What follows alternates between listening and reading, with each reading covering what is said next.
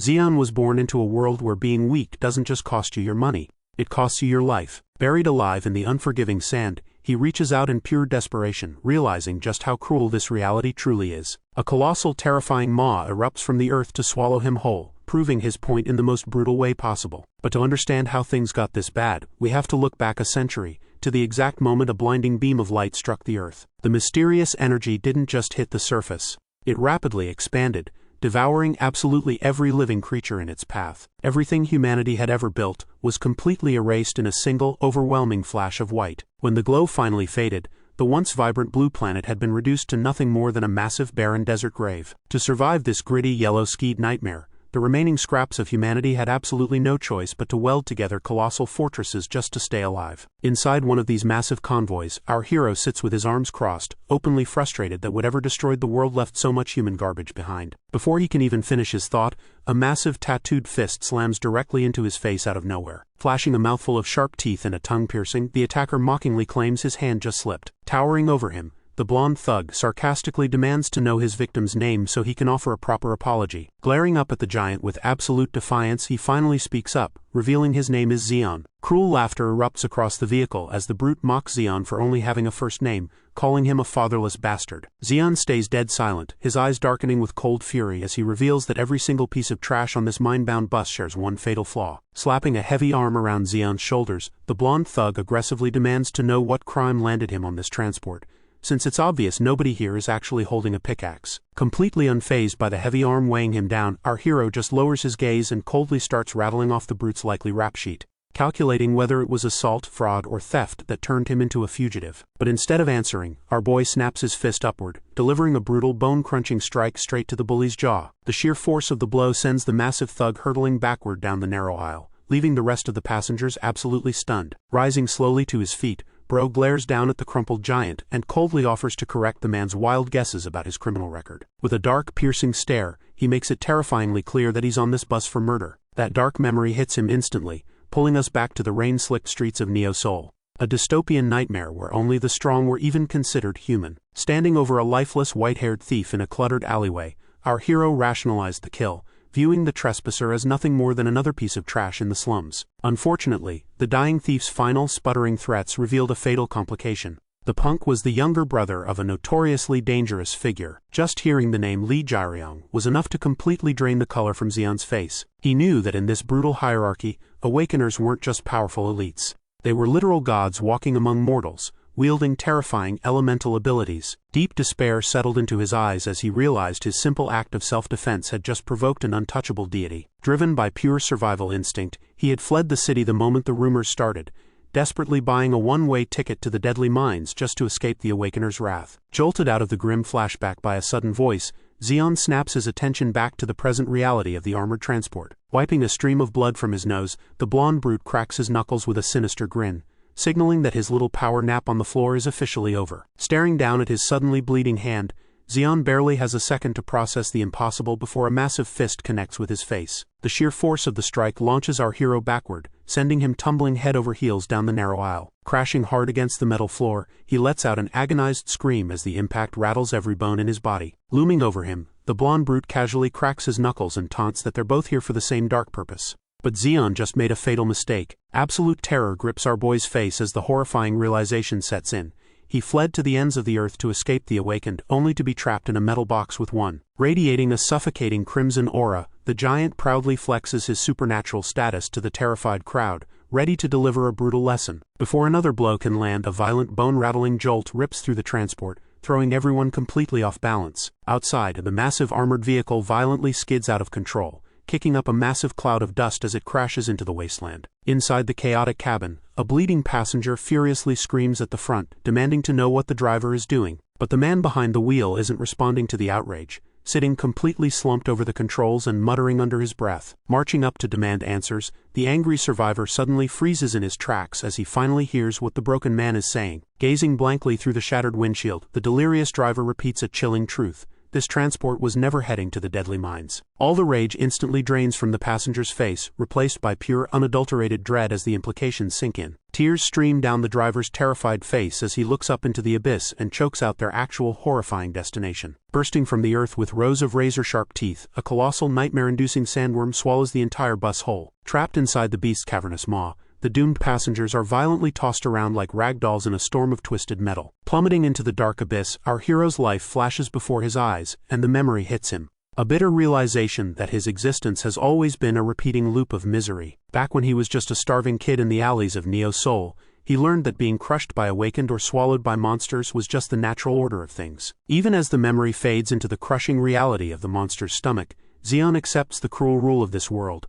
The strong devour the weak without hesitation. A single tear mixes with the grime on his face as the grim truth settles deep into his bones. Reaching desperately toward the fading light, our boy curses his own powerlessness, blaming his impending doom entirely on his own pathetic weakness. The massive jaws snap shut, plunging him into pitch blackness while he bitterly mocks his own cliché fantasy of somehow being strong enough to survive this nightmare. Silence falls over the suffocating darkness, leaving only a single motionless hand protruding from the beast's internal dunes. For a long, agonizing moment, everything is completely still, until the loose earth around his buried fingers begins to subtly shift. Blood drips from his battered knuckles as the granular surface trembles, threatening to drag him even further into the abyss. Without warning, the ground gives way entirely, forming a treacherous sinkhole that violently sucks his remaining limb down into the depths. But deep within that suffocating grave, a spark ignites, and Zeon's golden eyes snap wide open with terrifying clarity. Exploding upward through the heavy soil, Bro breaches the surface like a drowning man, desperately hauling oxygen into his burning lungs. Covered in filth and trembling from the sheer shock of survival, he clutches his chest, struggling to process the fact that his heart is still beating. Something impossible is happening beneath his skin.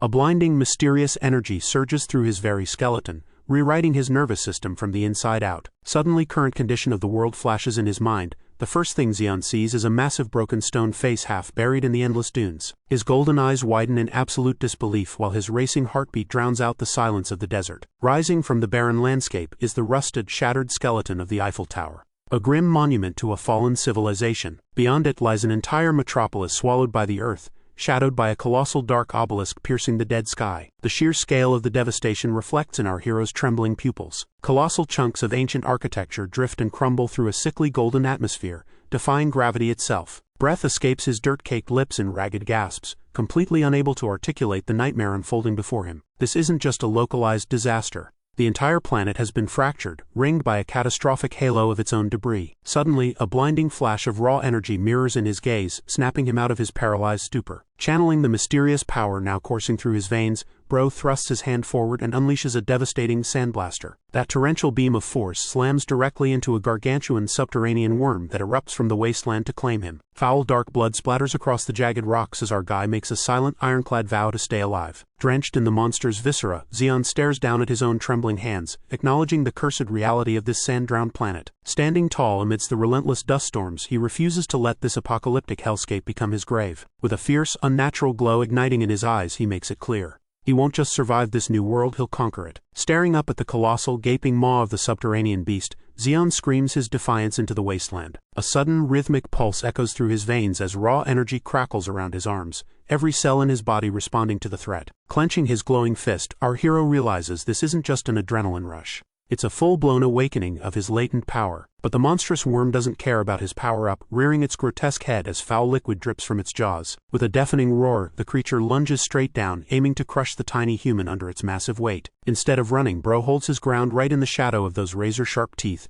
daring the beast to try its luck. Out of absolutely nowhere, a mysterious man in a trench coat grabs Zeon by the collar, coldly telling him he's in the way of the real test. Wide-eyed and completely caught off guard, the newly awakened survivor can't even process what is happening. With a single effortless toss, the stranger sends Zeon hurtling backward through a massive cloud of dust and debris. The sheer force of the impact sends him crashing violently into the dunes, tearing a ragged scream from his throat. Coughing up a mouthful of foul dark sludge, Zeon struggles to his knees, completely baffled by the impossible speed of the attack that just leveled him. His jaw practically hits the floor as he stares through the settling dust, completely stunned by the sheer speed of the newcomer. A sickening splash of dark, viscous monster blood paints the nearby rocks, while the stranger casually complains about the creature's nasty, watery insides. High above the chaotic dunes, a mysterious man in a gray coat stands calmly with his arms crossed, a massive sword already buried deep into the beast's flesh. Unbothered by the carnage below, The stranger casually raises his leg to kick his embedded blade deeper, pondering if he should descend to finish the job. The battlefield shakes violently as a massive shockwave of dust and kinetic force erupts downwards. Bracing against the violent winds, Zeon can barely process the sheer, overwhelming power he just witnessed. As the mysterious stranger casually complains about his sword being stuck in the monster, our hero realizes he's looking at a true awakened. Out of nowhere, a blue-haired woman pops up beside him, cheerfully introducing the powerhouse as their captain, Jang Yongbum. Leaning in close, she boasts about her captain's record-breaking speed, leaving our boy completely bewildered by her sudden silent arrival. Yet while he marvels at Yongbum's incredible strength, a sudden terrifying realization hits Zeon. His own bandaged arm is turning freezing cold. Unbothered by the dead worm, the captain sternly addresses the cheerful girl, calling her Giselle as she clings tightly to Bro's freezing arm. Yongbum shoots her a deadpan serious glare, clearly not in the mood for games. He flat out orders her to cut it out, but Giselle just laughs, squeezing her new toy even tighter. With a cheeky grin, she throws up a playful salute, completely ignoring the gravity of the situation. In a flash, her demeanor shifts, and she abruptly yanks Zeon backward off his feet. Before he can even react, she effortlessly overpowers him, pinning him hard against the dirt. Treating it all like a game show, she holds up his afflicted arm, demanding a drumroll to guess his rank and ability. However, as she dramatically reveals his bare skin, her playful excitement instantly evaporates into pure confusion. Staring at the trembling, battered survivor, she stammers out a shocking truth to her captain. Zeon isn't an awakened at all. Giselle ignores Zeon's screams of absolute agony over his frozen arm, turning back to her captain to reveal the shocking truth that their prisoner lacks a rank insignia. Face planted in the dirt, our hero listens helplessly as the group bickers over the sheer absurdity of an awakened existing without a mark. The tense moment is shattered when another squad member leans out of their armored transport, screaming at the team to move their asses before the sun goes down. While Zeon grips his battered limb, the cheerful girl casually asks her captain what their next move is, pointing out that leaving the boy here is a guaranteed death sentence. The captain falls silent, his hardened gaze dropping as he weighs their limited options. Looking up from the sand, Zeon braces himself for whatever fate this imposing leader decides. Making a swift call, the captain orders him tossed into their truck, prompting the blue-haired girl to hoist our boy overhead like a sack of potatoes. Moments later, their heavy military transport tears across the barren wasteland, kicking up massive clouds of dust. Inside the cab, the bespectacled driver is absolutely losing his mind, berating the stoic captain for his reckless solo charges while the sun continues to drop. Meanwhile, bound and tossed among the wooden crates in the back, Bro completely tunes out the screaming match up front, finding the bumpy ride surprisingly cozy. His peaceful moment shifts when a strange sensation catches his eye. A tiny stream of sand swirling unnaturally close to his face. Without him even moving a muscle, the loose grains gather and harden into a sharp, solid spike right beside his head. Sitting up and staring at his bound hands, a quiet realization washes over him. He really has awakened a genuine ability to manipulate the earth. That still leaves one massive question. If he's truly awakened, why couldn't anyone see his rank insignia back there? Squinting closely at his own skin, the answer finally clicks. The faint parallel lines of his mark are perfectly camouflaged, matching the exact color of the desert sand. Mentally reviewing the rules of this world, Zeon recalls that an awakened's rank insignia always glows with a specific color based on their affinity. For instance, those blessed with magical abilities project a bright blue aura. Meanwhile, pure physical powerhouses radiate a fierce crimson light. There are always rumors of rare, anomalous affinities breaking the mold, but his situation is entirely unprecedented. A power that bends the very desert to his will is something completely unheard of in modern history. Even though his hidden mark technically registers as a rock-bottom F rank, our hero can feel the boundless, terrifying potential of the earth flowing through his veins. Pure excitement takes over as a wicked grin spreads across his face. But he isn't stupid enough to show his hand just yet. He resolves to lay low and endure the abuse until he fully masters this gift. Once he does, this entire barren world won't just be his playground. It will be his empire. Hours later, the military truck finally arrives at the infamous Mana Crystal Mine, a bleak industrial fortress carved straight into the jagged wasteland. Stepping out into the harsh sunlight, our boy scans the heavily guarded perimeter, noting that the brutal prison camp actually looks deceptively organized. An aggressive guard barks at him to get moving, threatening to gag him when Zeon casually points out that his hands are still bound. As the captive is marched toward the dark entrance of the mine, Yongbum and Giselle watch his departure from a distance. The cheerful girl tries to brush off the boy's survival as pure dumb luck, but her commanding officer isn't buying it. Staring intently at the mine's entrance, the hardened veteran states with absolute certainty that there was nothing accidental about that kid making it out alive. Back when he defeated the giant sandworm, he noticed something strange. The memory of that massive dripping hole blasted through the monster's hide flashes through Jang Yongbum's mind, confirming his darkest suspicions. Snapping back to the present, the veteran watches our hero disappear into the gloomy facility,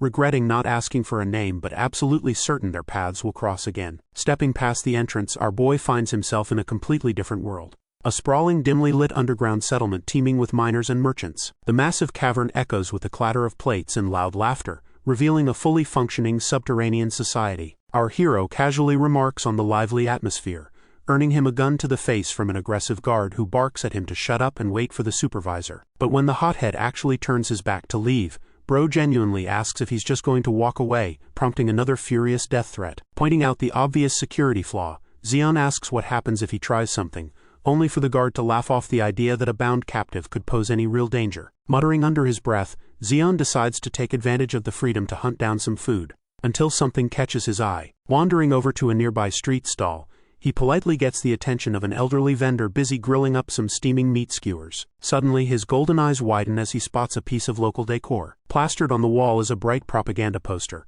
proudly declaring that the miners' grueling labor is what powers the great city of Neo Seoul. Handing over a drink, the old man notices his customer's gaze and sarcastically asks what he thinks of the inspiring motto. Resting his heavily scarred hands on the counter, the vendor cynically remarks that the slogan is laughably true, pointing out that the city runs entirely on the mana crystals they dig up. Confused, Zeon takes a bite of his skewer and asks for clarification, prompting the old man to pose a cryptic question about what else could possibly be fueling the metropolis. The old man stabs a wrinkled finger right at Zeon, making his point impossible to ignore. Leaning in with a manic grin, the vendor spells out the grim reality. Expendable workers like our hero are the true self-replenishing fuel keeping the metropolis alive. Unfazed by the dark revelation, our boy casually chews his food and notes the cook's chatty nature, prompting the elder to grimly joke about outliving the younger generation. A mocking smile crosses the old man's face as he brings up the recent sandworm incident, leaving Zeon genuinely surprised that his subterranean detour is already local gossip. Throwing his head back in laughter, the cook dismisses Bro's chances of survival in this so-called refuge,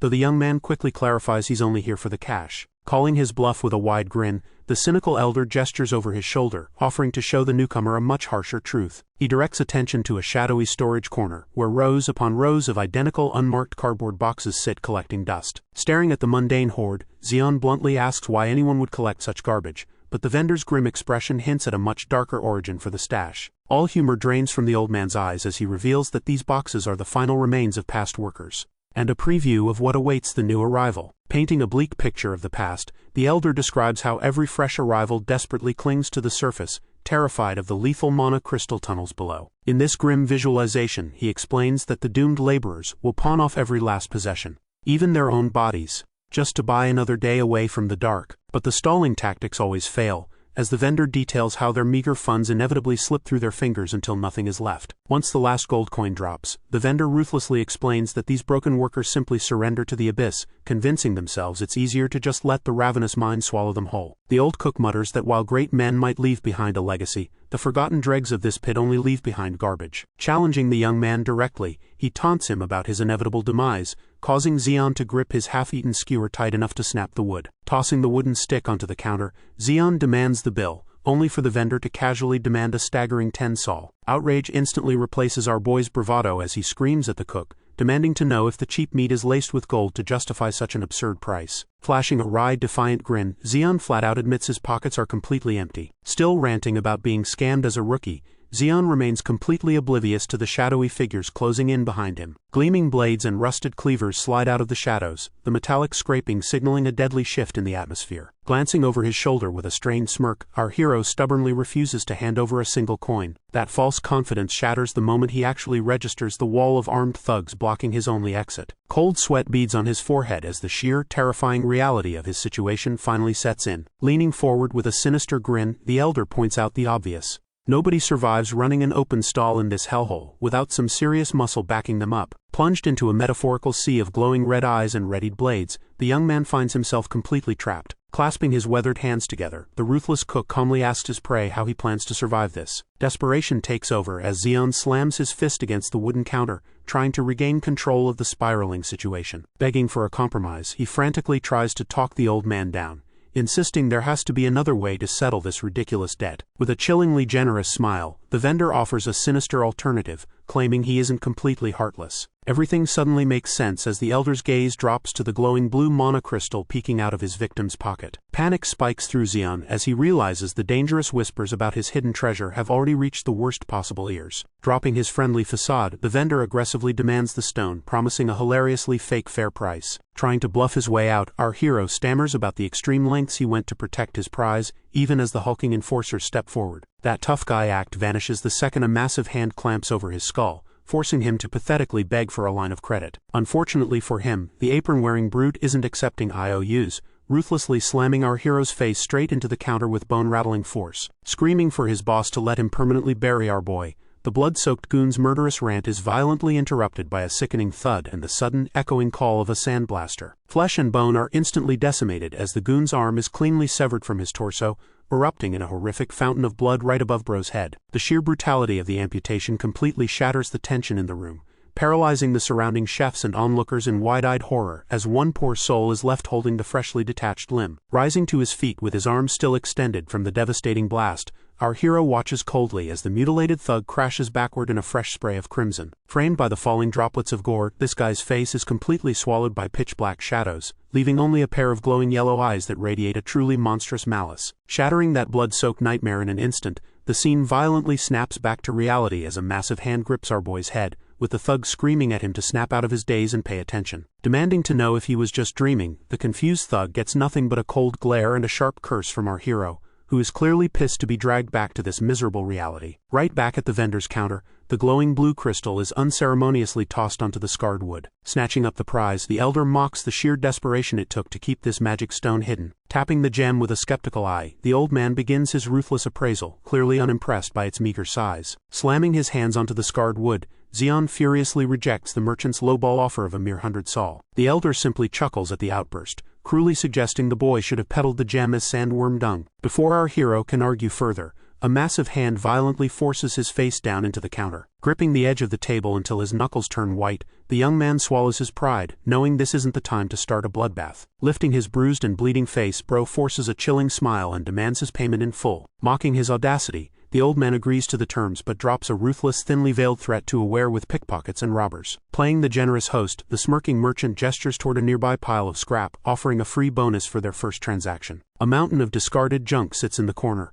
holding nothing but broken relics and rusted garbage. Digging through the worthless debris, our boy grumbles about the absolute lack of anything remotely valuable. Watching the kid's stubborn refusal to leave empty-handed, the old man finds himself genuinely amused by the display. Even while trying on ridiculous fake mustaches, Zeon's sheer determination to squeeze every drop of value out of the deal shines through. Suddenly his eyes lock onto a peculiar object buried beneath the trash. Holding up the strange find, he listens as the vendor casually mentions it was abandoned by a passing caravan. Brushing the dust off an ornate hourglass, our guy decides it's the only prize worth taking from the heap. The old man gives Bro a hearty pat on the back, chuckling at his weird taste in useless junk, which earns a totally unbothered yeah in response. Tossing a glance over his shoulder, Zeon casually asks for the old man's name before heading out. Cupping his hands, the vendor cheerfully introduces himself as Klexi. A sly smirk crosses our hero's face as he sarcastically hopes they never cross paths again. Chuckling at the kid's attitude, Klexi leaves the door open for a future reunion as they part ways. Down to the last grains, the mysterious hourglass continues its silent countdown. Peering closely through the curved glass, Bro calculates there are barely 10 minutes left before the sand runs out. Back in the sparse confines of the miners' quarters, Zeon settles onto the floor and begins a rhythmic breathing exercise. Deep inhales and slow exhales help him center his focus, preparing his body for what comes next. Snapping his eyes open, the preparation is complete. Golden light flares in his pupils as our boy channels his energy,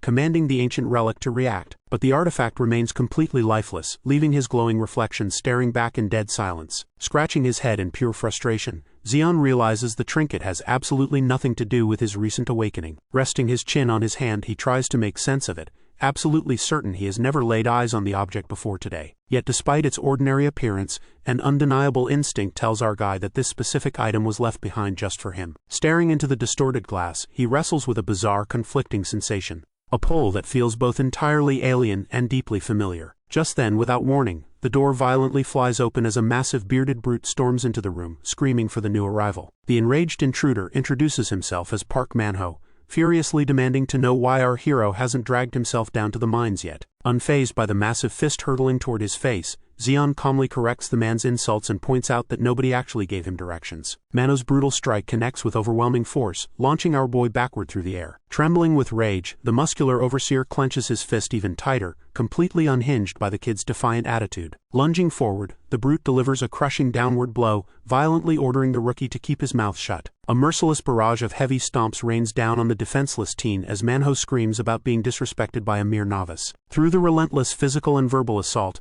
the overseer mocks Bro for being unawakened trash who deserves nothing but pain. Abruptly cutting the beatdown short, the attacker catches his breath and barks a final order for the battered kid to fall in line. Bruised but far from broken, Zeon slowly forces himself back to his feet under the watchful eye of his tormentor. Wiping the blood from his face, a dark determination settles in his glowing eyes as he silently vows that Manhwa will be the first person he kills. Sometime later at the Sector 3 mine entrance, the grim reality of this underground industrial prison comes into full view. Marching his new captive over to a bearded worker, the overseer aggressively demands that the rookie be outfitted for the tunnels immediately. As the worker straps a safety vest onto our hero and explains the harsh wage deductions, Zeon completely ignores the threats and simply asks how much he's getting paid. Adjusting his oversized hard hat, Zeon's blunt interruption leaves the veteran miner awkwardly stumbling over his own orientation speech. Out of nowhere, a heavy pickaxe slams directly into the rookie's hard hat, cracking it wide open. Standing over his fallen victim, Manhwa screams that the broken gear will come out of his paycheck, while our hero simply mutters that the brute is an absolute idiot. Furious at the disrespect, the muscular overseer barks a new order, demanding the bearded miner take this insolent punk straight to Tunnel 972. Hesitation flickers across the veteran worker's face, but another explosive threat from the boss forces him to grab the kid's shoulder and comply. Refusing to let the unhinged overseer have the last word, this guy cheerfully yells a mocking "screw you" over his shoulder, completely unfazed by Manhwa's explosive threats about magic stones and bloody murder. Stepping onto a high walkway overlooking the massive cavern, the guide quietly explains that they caught the overseer on a terrible day after a massive gambling loss. Riding the rusted elevator cage down into the abyss, our boy questions the underground economy, learning that this place runs on every vice imaginable. A cynical smirk crosses the teen's face as he notes how profitable those vices must be with fools like Manhwa around, earning a surprised chuckle from his escort. Flexing his hand, a new recruit dramatically complains about his delicate skin bruising easily, prompting a strangely grim response from the older man. Staring into the shadows as the lift finally clanks to a halt, the veteran softly reveals that absolutely no one ever gets injured in this specific shaft. Thick smoke pours from the entrance of shaft 972, painting a deeply unsettling picture of the task ahead. Walking out onto the rocky floor, Bro assumes it's just a quick gathering job, only to be bluntly told that he isn't going to return. As the heavy metal gate slides shut, the guide confesses that over a dozen workers have vanished into this exact cavern without a single trace. Rising back toward the surface, the older miner peers down at the stranded kid, offering a heavy apology mixed with genuine gratitude. Guilt washes over the man's weathered face, deeply thankful that this fearless newcomer is taking the doomed shift so no one else has to. Left completely alone in the pitch-black tunnel, Zeon screams up at the ascending elevator, the horrifying realization finally hitting him that every single missing worker died down here. Staring up at the retreating metal cage, our hero can hardly process the fact that he's actually been abandoned in this death trap. The shock quickly morphs into explosive rage, and he violently swings his pickaxe, cursing the overseer for throwing his life away over a petty bad mood. But his furious outburst is cut embarrassingly short when the heavy tool slips right out of his grip. Panic instantly replaces his anger as he desperately reaches out, watching his only weapon bounce away into the suffocating darkness. Now completely defenseless, the teen finally takes a good look around the massive, mist-filled cavern, trying to make sense of his bizarre surroundings. It doesn't take long for him to recognize that the thick fog isn't natural.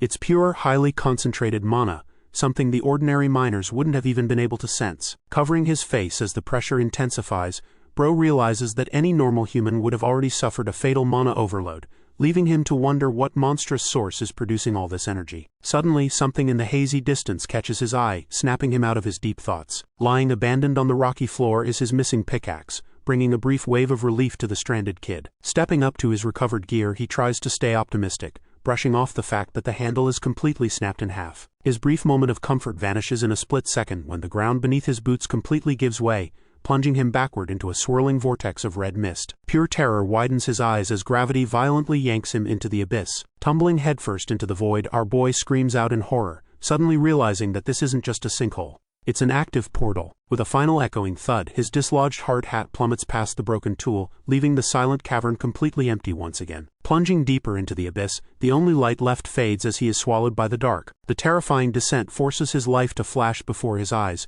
dragging him back to a miserable childhood where adults whispered about the abandoned orphan freezing in the rain. Memories of brutal beatdowns flood his mind, recalling the desperate days when he was stomped into the dirt just for stealing a scrap of meat to survive. Running for his life became second nature, constantly fleeing from furious thugs while secretly wishing for a future that wasn't just about basic survival. Then comes the darkest memory of all. Standing paralyzed over a lifeless body in a grim alleyway, hunted by ruthless enemies promising to end his pathetic existence. Tumbling endlessly through the crackling void, those haunting voices echo in his ears, reminding him of a time when every waking moment was spent dodging death. Reaching out into the empty darkness, our hero realizes that beneath all the trauma and running, all he ever truly wanted was a quiet, ordinary life. Jolted out of the tragic visions by a harsh impact, he finally hits solid ground, lying unconscious on a smoking rocky surface. Groaning in pain, Zeon slowly pushes himself up, immediately noticing the suffocating, unnatural heat baking his skin. His fingers brush against the scorched earth, leaving dark streaks as he realizes the entire floor is coated in a thick layer of sizzling ash. Sweat pours down his face while a low rumble vibrates through his boots, sending a fresh wave of panic straight to his core. Connecting the dots, Bro stares upward in absolute horror as the grim reality sets in. That swirling sinkhole wasn't just a cave-in, it was a gateway. A massive fiery landscape stretches out before him, confirming his absolute worst nightmare. He has been dropped straight into an active high-level dungeon. Before he can even process the sheer scale of the volcanic wasteland, a sudden geyser of scorching steam erupts right next to him. Scooping up a smoking chunk of rubble from the cracked earth, our boy instantly realizes his mistake as the superheated stone sears his bare palm with a nasty hiss. Yanking his hand back with a sharp curse, Zeon drops the scorching stone as the blistering heat finally registers. Blowing desperately on his seared fingertips, our hero faces the grim truth. This isn't a nightmare, but a lethal zone that even the elite forces of Neo's soul would dread entering. The dark soot coating his skin tells a terrifying story.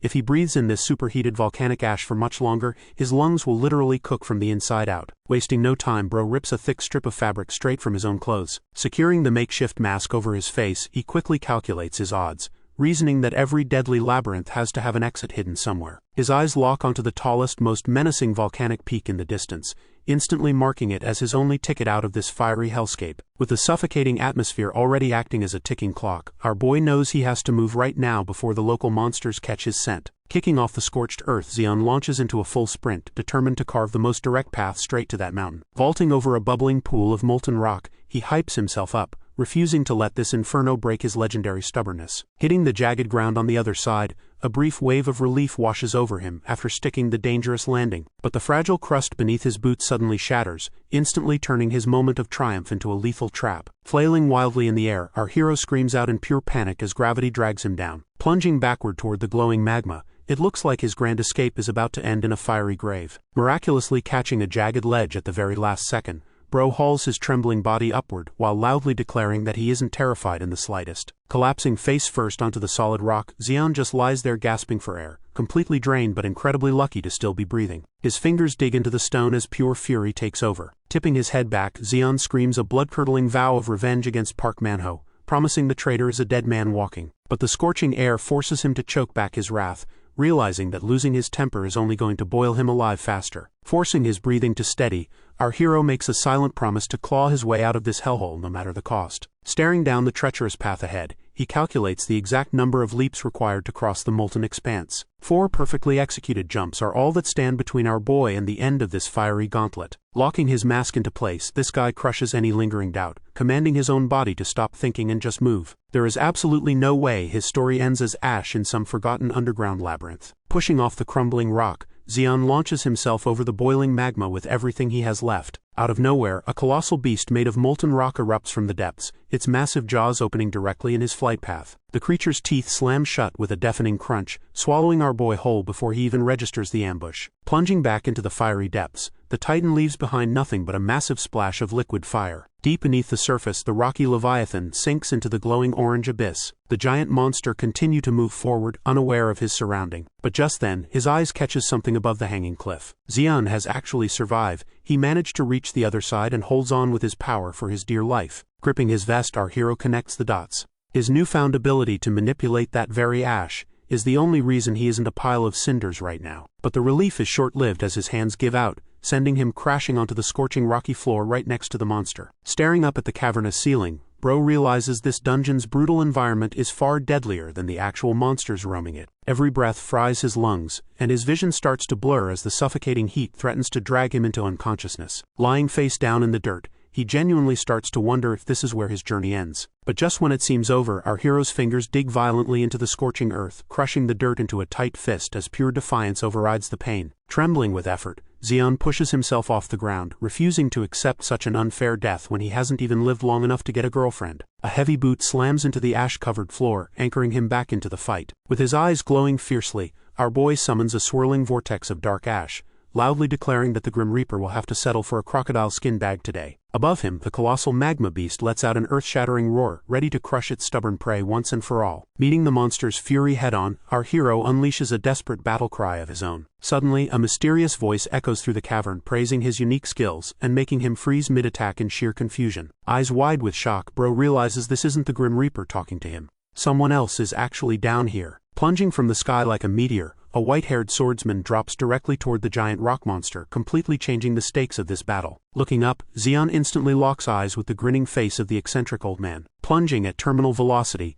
the white-haired swordsman doesn't look terrified. He looks absolutely thrilled. Mid-air, a calloused hand tightens its grip around the hilt of a massive blade. With terrifying momentum, the mysterious fighter swings his weapon straight down toward the cavern floor. Realizing he's right in the blast zone, our hero throws his arms up and braces for the inevitable impact. A blinding pillar of white energy detonates upon contact, instantly vaporizing the terrain and launching the boy backward. The sheer force of the strike tears the dungeon apart, sending massive chunks of rock hurtling through the air. Shockwaves continue to rip through the cavern, turning the battlefield into a chaotic storm of dust and destruction. Caught completely helpless in the hurricane of debris, Bro screams as he's tossed around like a ragdoll. Pinned to the dirt, Zeon clutches his head in agony, his eardrums completely blown out as he tries to process what kind of monster that Grandpa actually is. Panic suddenly overrides his confusion.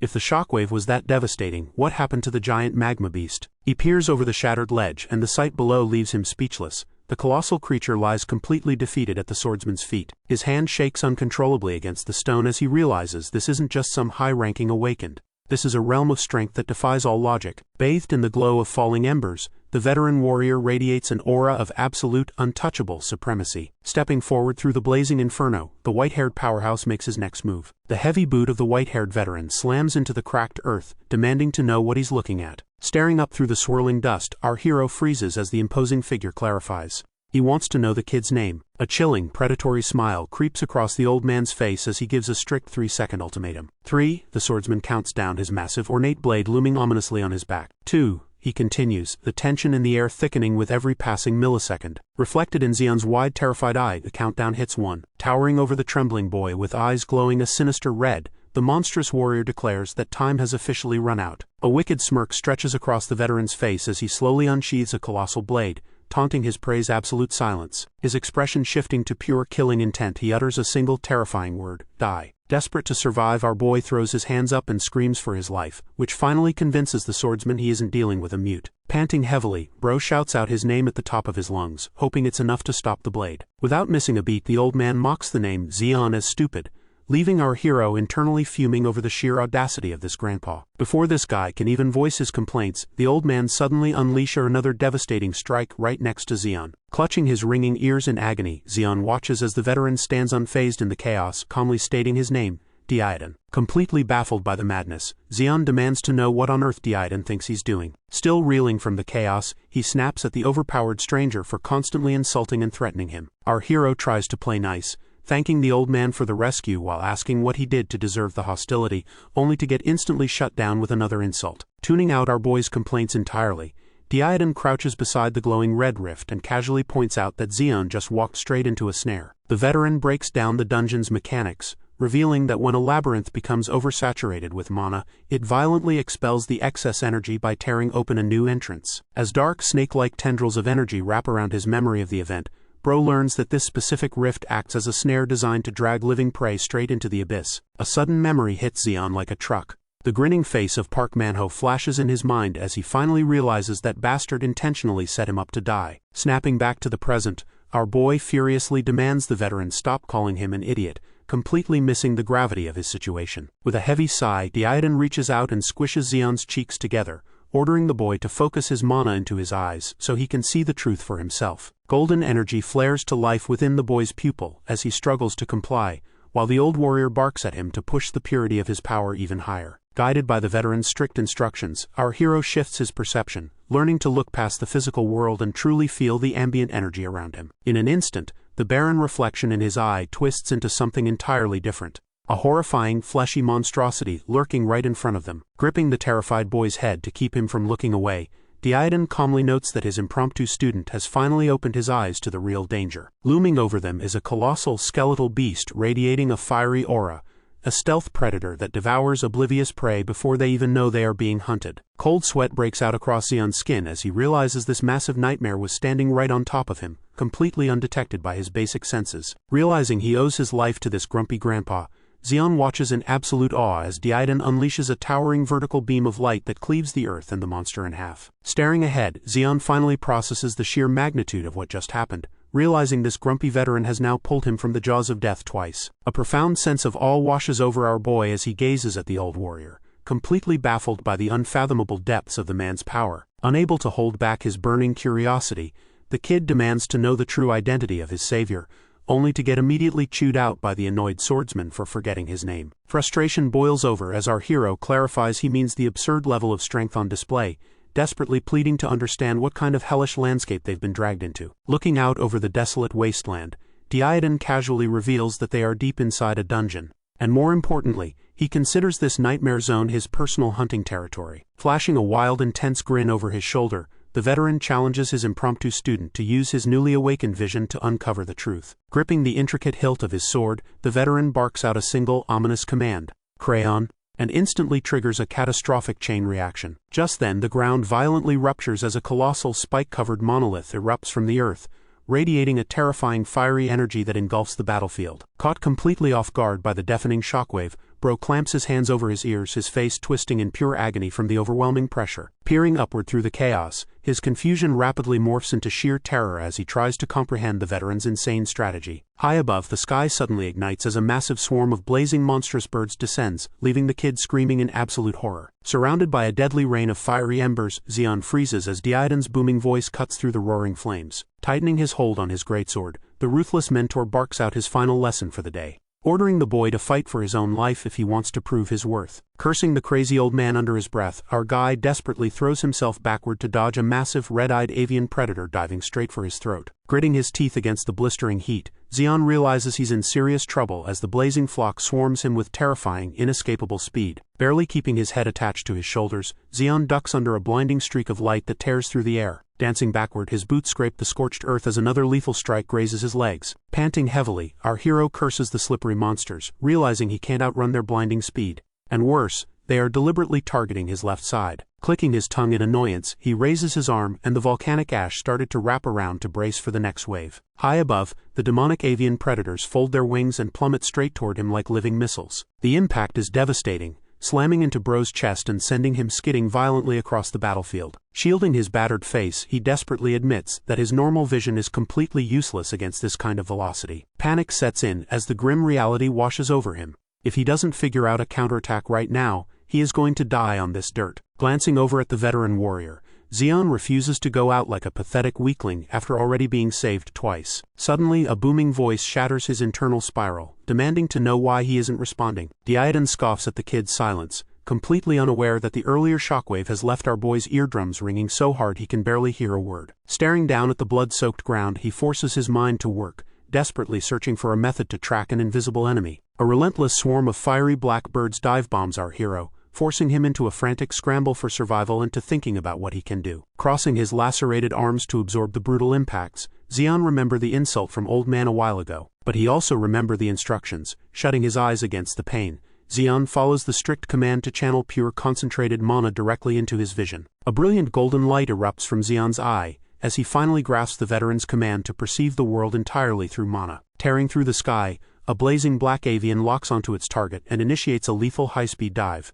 At the last possible second, our hero slips past the explosive impact and forms a ash barrier. Surrounded by the scorching inferno, Bro keeps his glowing gaze locked forward, tuning out the heat to sense the raw magical signatures around him. The battlefield shifts into an abstract web of glowing red energy lines, mapping out the perfect trajectory for a close-range counter. Trusting this new sight, Zeon steps into the strike zone and shatters the incoming beast with a flawless punch, completely baffled that the crazy advice actually worked. As the fiery aura dissipates around his fist, Zeon realizes the old warrior had calculated this exact sequence of events from the very beginning. But the awe is cut short when a colossal magma-infused crocodile erupts from the earth behind him, prompting Diadon to launch himself directly at the towering threat. Roaring with maniacal laughter, the veteran unleashes a blinding wave of light from his blade, absolutely thrilled to finally face a real challenge. With a single devastating motion, the sheer force of the slash cleaves straight through the monstrous reptile and carves a massive trench into the terrain. Consumed by the adrenaline rush, the old man flashes a deranged grin, his eyes glowing as he demands even more carnage. Without missing a beat, he hurls himself back into the fray,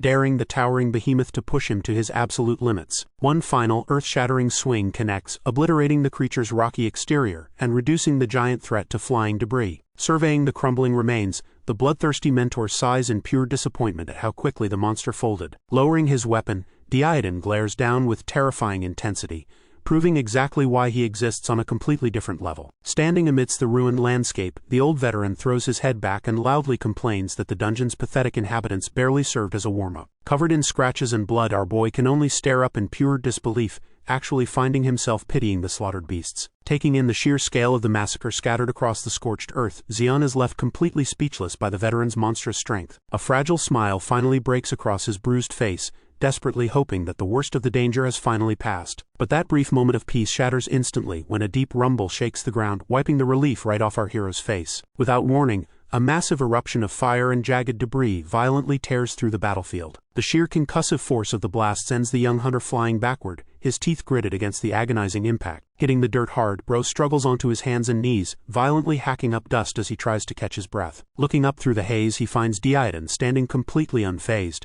calmly explaining that the shockwave was merely the dungeon boss announcing its presence. As colossal, scale-covered claws step out from the fiery wreckage, the mentor makes it clear that every dungeon harbors a core entity like this one. A towering, shadowy behemoth unfurls its wings in a storm of blue flames, and the old man proudly declares that this exact creature is his true target. Paralyzed by the overwhelming pressure radiating from the beast, Zeon stares up in absolute terror at the nightmare looming over them. In stark contrast, a wicked, menacing grin stretches across Diadon's face, his blood pumping at the prospect of a genuine fight. The monstrous crimson drake fully hauls itself out of the molten chasm, casting a massive shadow over the two humans below. Still reeling from the reveal, Zeon questions if they are facing a true dragon, but the veteran casually crosses his arms and clarifies it's merely a B-rank drake, though still a formidable threat. Staring at the blinding light erupting from the ground, Zeon finally pieces together exactly what a B-rank classification actually means. Projecting a massive aura, the beast unleashes a terrifying pressure that our boy instantly recognizes as a high-tier monster's field. Amused that our hero even knows what a field is, the veteran plants a heavy hand on his head, while Zeon drops some crucial lore.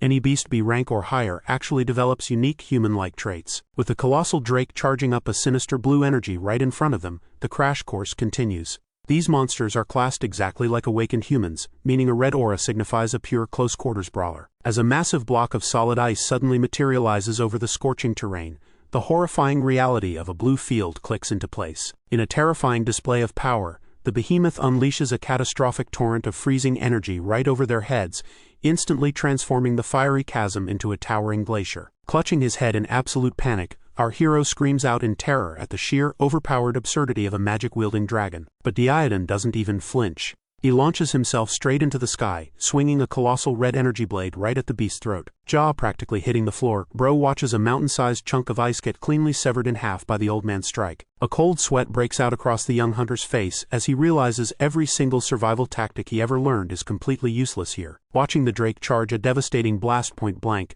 Zeon admits that his entire worldview means nothing compared to the monstrous power of his mentor. Crashing down like a meteor, the veteran delivers an earth-shattering slash right between the dragon's glowing eyes. Refusing to go down easily, the colossal predator retaliates, swiping a massive magic-infused claw straight at the airborne swordsman. Meeting the brutal counterattack head-on, the old man swings his blade with enough force to completely deflect the towering appendage. Eyes glowing with a terrifying crimson light, Diadon lets out a battle cry and lunges right back into the fray, completely addicted to the thrill of the hunt. Gathering a terrifying amount of mana, the colossal beast charges a glowing blue sphere of destruction right in the veteran's face. Instead of backing down, Diadon flashes a manic razor-toothed grin.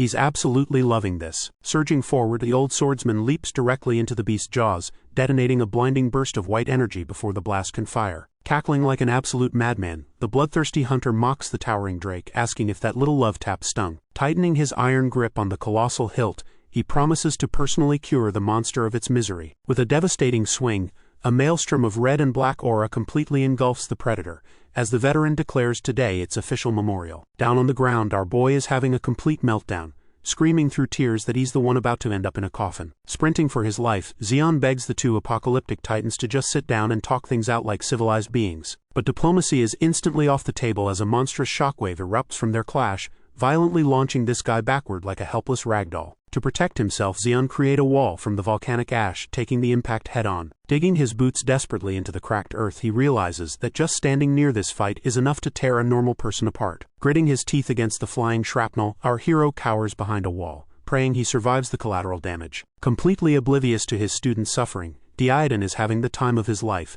his red eyes glowing with pure unadulterated joy. Riding atop the rearing behemoth like it's a mechanical bull, the manic swordsman asks if this feels like an amusement park ride for the newly named Crimson Drake. A split second later, a monstrous eruption of fire and shattered earth obliterates the terrain, carving out a massive blazing crater with Diadon standing dead center. Back on the crumbling surface, Zeon finds himself completely trapped, surrounded by a deadly force of impact. Panic washes over him as he stares down the lethal hazards, realizing there's nowhere left to run. Cursing his absolute helplessness, our boy grits his teeth, desperately trying to find a way out of this nightmare. Before he can make a move, the force of impact throws Zeon, plunging him backward into a dark crater. Tumbling uncontrollably down the jagged, steep incline, he frantically covers his head to survive the brutal fall. Gravity shows no mercy, pulling him midair directly toward a massive jagged stalagmite waiting to impale him. A sickening tear of flesh cuts through the air as a violent spray of dark blood splatters across our boy's face, the sudden, agonizing trauma hitting him all at once. His vision blurs for a split second before his eyes snap wide open in absolute, unadulterated shock. While he plummets toward a fiery abyss below,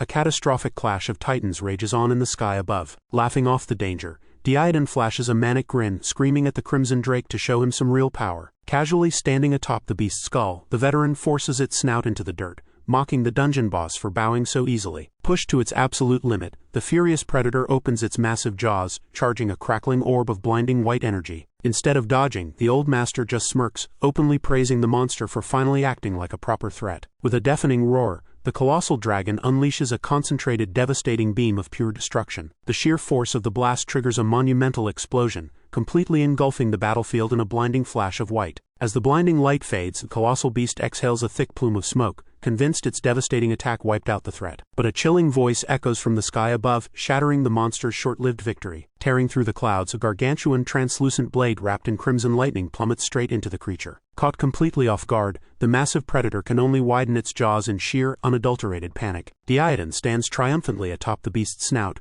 driving his ornate greatsword deep into its flesh, while casually mentioning his year-long hunt across the desert. Gripping the hilt with absolute authority, the veteran reveals his true, terrifying motive: harvesting the monster's heart to forge his ultimate weapon. His left eye flares with a sinister crimson glow as he delivers a cold, merciless death sentence. The intricately carved blade sinks even deeper, erupting with a blinding surge of lethal energy. Pinned to the shattered earth, the once mighty dungeon boss is completely overwhelmed by a swirling vortex of blue and red power. Drinking in the creature's life force, the weapon begins to pulse with an intense, violent aura. Every ancient rune carved into the steel ignites, radiating a blinding mixture of pure white and crimson light. Stepping away from the carcass, the veteran glances over his shoulder as the newly empowered blade hovers obediently behind him. Shards of mystical energy orbit the fully awakened weapon, signaling that the brutal forging process is finally complete. Wrapping his weathered hands around the hilt, the old master admires his prize with deep, undeniable satisfaction. A wicked, toothy grin stretches across his face as he praises the blade by name,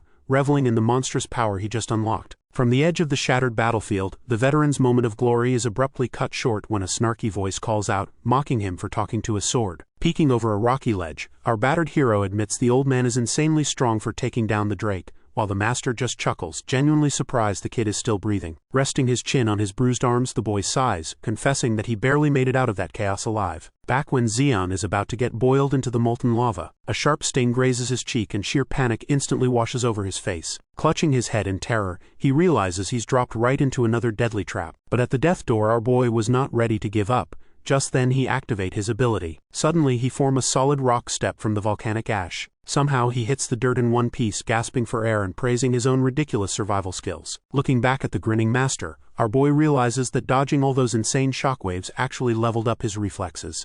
A fact the old man smugly acknowledges. Without warning, the veteran hoists him up by the collar, bluntly announcing that with the boss dead, the entire dungeon is about to cave in. Dangling in the air, the kid shoots him a confused glare, wondering why he's suddenly being manhandled. Instead of answering, the white-haired powerhouse just lets out a booming maniacal laugh. With a cheerful farewell, he violently hurls our hero straight toward a swirling pitch-black escape portal. Sailing through the void, the boy screams absolute murder, cursing the crazy old man as he vanishes into the abyss. Just as quickly as he disappeared, the portal violently ejects our wide-eyed boy under a bright cloudy sky, sending him plummeting backward toward a sprawling expanse of sand. He tumbles head over heels through the dirt, ending up with a massive mouthful of grit. Hacking up sand, the kid demands to know where they are, but the veteran calmly steps out behind him, explaining that the collapsing dungeon simply spat them out here. Annoyed, our hero asks why they couldn't just use the front door, earning a deadpan insult from the old man. The master doesn't sugarcoat it. He bluntly states that he needs the boy's sand-manipulating powers, but right now he's nothing but dead weight. Gesturing toward the horizon, the white-haired powerhouse offers an easy out: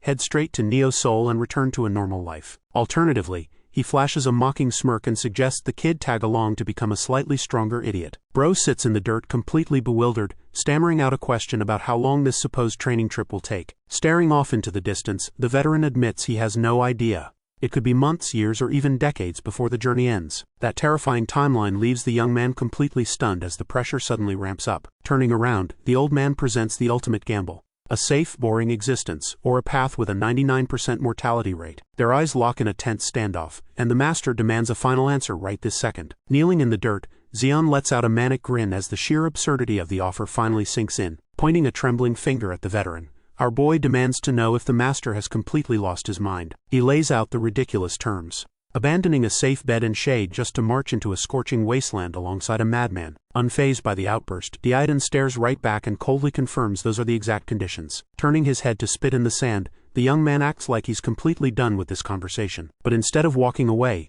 Zeon plants his feet behind the swordsman and firmly declares he's coming along. His reasoning is simple. He's got a massive grudge to settle, and right now he's far too weak to claim his revenge. Flashing a dangerously unhinged smile, our hero makes it clear that his list of targets includes the old man himself. Standing before the towering warrior, Zeon admits that Zeon possesses an overwhelming power unlike anything he's ever witnessed. The veteran bursts into hearty laughter, mocking the kid's bold words and asking if he's just certain he's going to die. Clenching his fist as sand swirls around him, our boy vows that surviving this journey will make him the strongest person alive. A wicked grin stretches across the master's face as he promises that this arrogant confidence will eventually turn into bitter regret. Without another word, Zeon marches off into the dunes, barking at his new idiot disciple to hurry up, while Zeon immediately complains about the insult. Harsh reality quickly sets in as a blinding, oppressive sun beats down through the golden clouds. Barely surviving the grueling pace, a completely drained Zeon screams at the old man, desperately begging for a break. Exhausted beyond belief, he struggles to keep up with the veteran's relentless pace. But Zeon doesn't even break his stride,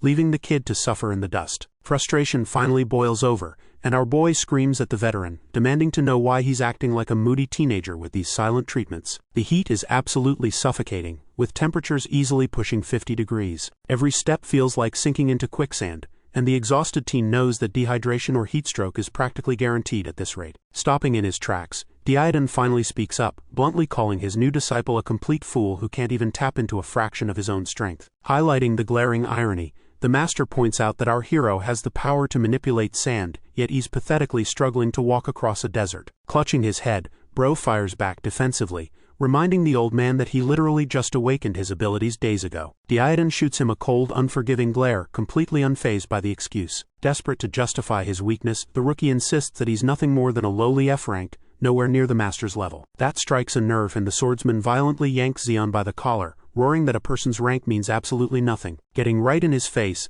the veteran challenges the ridiculous notion that anyone is just born as an S-rank powerhouse. With furious intensity, the master demands to know if his student is just going to give up on life, reminding him that simply being an awakened makes him incredibly blessed compared to normal people. Processing the harsh truth, our hero falls silent, forced to reconsider everything he thought he knew about his own potential. Poking a finger hard into Zeon's chest, Zeon orders him to stop whining and start using his brain, because having intact limbs is useless if he remains an idiot. Zeon's tone shifts, reminding Zeon that this sand manipulation is his unique power. The veteran lays down the law, explaining that true growth only comes when our boy figures out how to wield his abilities on his own. Before Zeon can even process the advice, the old man suddenly grabs him by the collar. Diadon barks that if his student can't figure it out right now, he might as well prepare to die. Forced into a corner, the rookie takes a hesitant step onto the shifting dunes. In an instant, the loose grains respond to his will, swirling around him in a controlled vortex. Analyzing his newfound control, our hero notes that his range is limited to a 5-meter radius.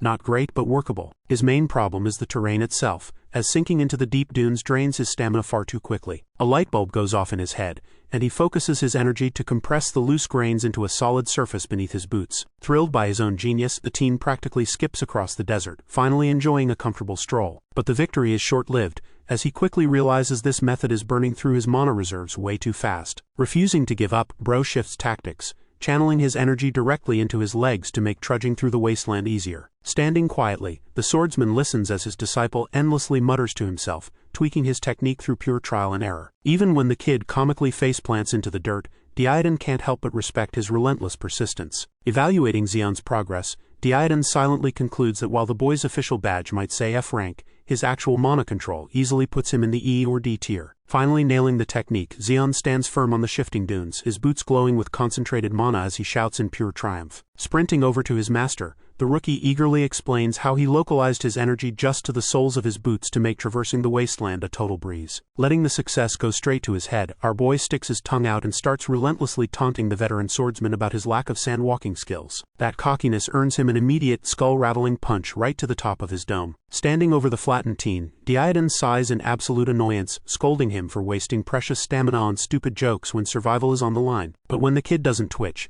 the old man's irritation quickly shifts to sheer panic as he realizes he might have actually knocked his new disciple out cold. Groaning in pain, our hero slowly blinks his eyes open, his brain completely scrambled as he tries to remember what just happened. Sitting nearby and casually chewing on some jerky, the master immediately goes back to complaining about how much time this little nap just cost them. Still nursing a massive headache, Zeon grumbles about his battered, bruised body just as a piece of dried meat gets tossed right at his face. Staring at the tough ration in the dirt, the exhausted teen realizes this is the closest thing to a break he's going to get. Diadon orders him to eat up and listen closely, his tone shifting into something far more serious as he prepares to share a piece of his own past. The veteran explains that in his younger days, being weak wasn't an automatic death sentence, and protecting those who couldn't fight was actually considered a badge of honor. Gnawing on the tough meat, Zeon listens quietly as the old swordsman admits he still can't accept the ruthless, survival of the fittest reality that has now become the norm. Looking down at his battered student, Diadon delivers a harsh ultimatum: stay on the ground if he's ready to die, or get back on his feet and fight to live. Swallowing his pride along with the dry rations, Zeon reluctantly forces himself upright, knowing full well the brutal training is far from over. Zeon squints into the distance, trying to process the sheer scale of the man sitting beside him. Sitting out in the desolate wasteland, our hero realizes just how many centuries of memories and battles this ancient swordsman must have piled up. But all that profound respect vanishes the second Bro notices the old man is just soaking his tough jerky in spit, instead of actually chewing it. Realizing it's actually a genius way to conserve moisture in a bone-dry desert, our boy begrudgingly copies the gross technique, annoyed he wasn't tipped off sooner. A quiet realization hits him. Diadon isn't going to hand him survival on a silver platter, he's forcing him to learn the hard way. The only problem is that this underground miner has literally no idea how to survive in such a harsh environment. Under the vast starry expanse of the D-sky, Zeon's desperate plea for seconds is instantly shut down by a ruthless rejection. Suddenly, a massive sneeze rips through him as the brutal reality of the environment sets in. Wrapping his arms around himself, our guy curses his own memory for forgetting just how freezing these barren wastelands get after dark. Exhaustion weighs heavy on him,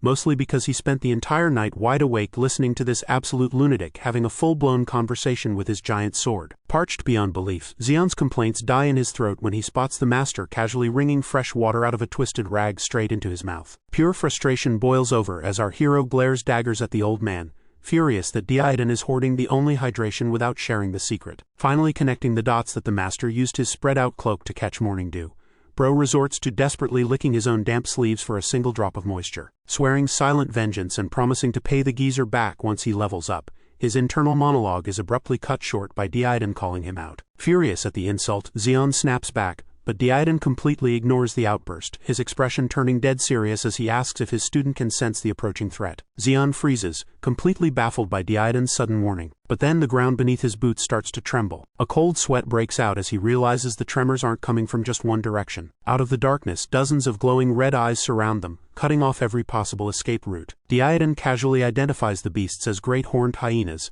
a nocturnal pack hunting right at dawn. Instead of drawing his blade, the old master mocks his new disciple, asking if he needs saving again. With a vicious snarl, the monstrous pack lunges forward to tear them apart. Flashing a confident grin, Zeon rejects the offer entirely. Throwing his arms wide, our hero declares he's going to survive this hellhole on his own terms. Channeling every ounce of his newly awakened mana, he weaves the sand around his fingertips. Massive spikes of hardened earth erupt from the ground, violently launching the charging beasts into the air. His eyes glow with raw power as he pushes his limits further than ever before. Towering pillars of rock tear through the battlefield, impaling the monsters without mercy. Yet the victory is short-lived as more hyenas pour in, leaving him screaming in pure frustration at their endless numbers. Clutching his chest in exhaustion, Zeon realizes his mana is draining too fast. He needs a strategy right now, or he's dead meat. Staring down a massive horde of glowing red eyes, Zeon quickly realizes that raw power won't save him here. He needs absolute efficiency and strict mana management to survive. Our boy focuses on the sand swirling in his palm, desperately racking his brain for a way to stretch his limited energy. But before he can finalize a plan, a horned beast lunges straight at his blind spot. Furious at the interruption,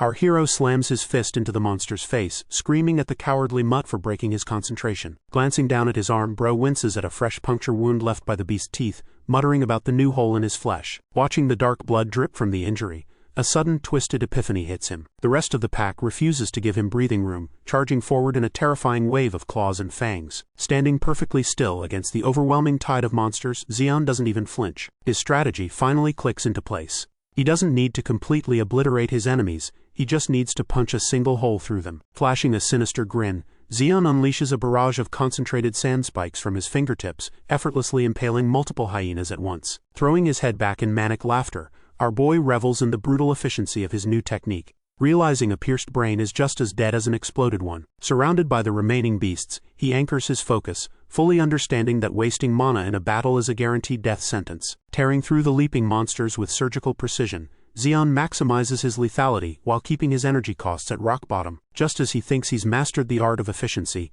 a booming familiar laugh echoes across the battlefield and completely shatters his focus. We cut over to Diadon, who is casually letting a massive hyena gnaw on his armored arm, mocking the ferocious beast for barely even tickling him. Tiring of the pathetic nibbling, the armored powerhouse violently snatches the beast by its throat, roaring at the overgrown mutt with explosive aggression. Right beside him, Diadon stands surrounded by the pack, laughing like a maniac as he readies his massive weapon. Seeing that unhinged grin, Zeon panics. He knows exactly what's coming next. With a furious roar, the veteran warrior unleashes his full, terrifying power. A devastating shockwave obliterates the battlefield, tearing the very earth apart in a storm of red energy. Caught dead in the crossfire, Zeon screams as he creates a sand wall to defend against the sheer impact of the attack, while the monster hurls through the air like a ragdoll. Sweating bullets, our hero is absolutely appalled, unable to believe this crazy old geezer just unleashed a literal nuke without giving a single damn about collateral damage. When the smoke finally clears, a colossal jagged fissure scars the landscape, proving just how monstrous that strike really was. Standing amidst the shredded remains of the pack,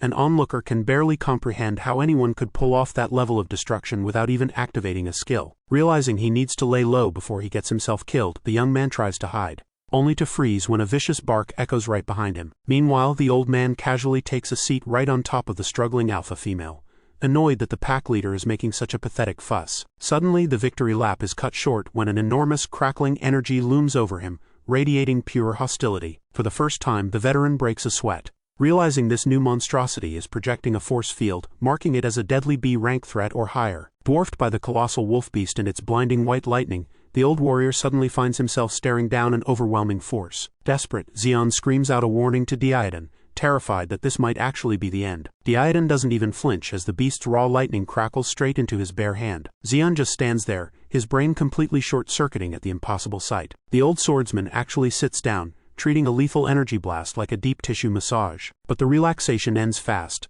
Diadon's eyes glow crimson as he decides playtime is over. With a single devastating punch, he obliterates the massive creature, pinning him down in the dirt. Our boy wisely decides to protect his own mental health by completely ignoring the horrific splatter behind him. Turning back with a massive horn in hand, Diadon seems genuinely surprised his new disciple is still breathing. He casually explains that the great horned hyena's loot carries innate lightning properties, perfect for forging a high-tier weapon. Out of nowhere, a blade whizzes right past Zeon's ear, slicing through the air before he can even blink. The veteran lays down the new law. From this moment on, the kid is hunting for his own meals. Tossing out a quick survival tip, the master notes that while the beast's muscle is highly toxic, the flank meat is perfectly safe. Before Zeon can fully process the lesson, the old man barks at him to get moving before dawn breaks. A vast, unforgiving desert stretches out before them, bathed in the harsh light of the rising sun. Despite the brutal conditions, our hero is actually in high spirits, happily munching on his newly acquired rations. Zeon's makeshift bag is absolutely stuffed with dried meat, giving him a rare moment of genuine satisfaction. Throw in his newly activated sand step skill, and bro is literally gliding across the treacherous dunes with glowing boots,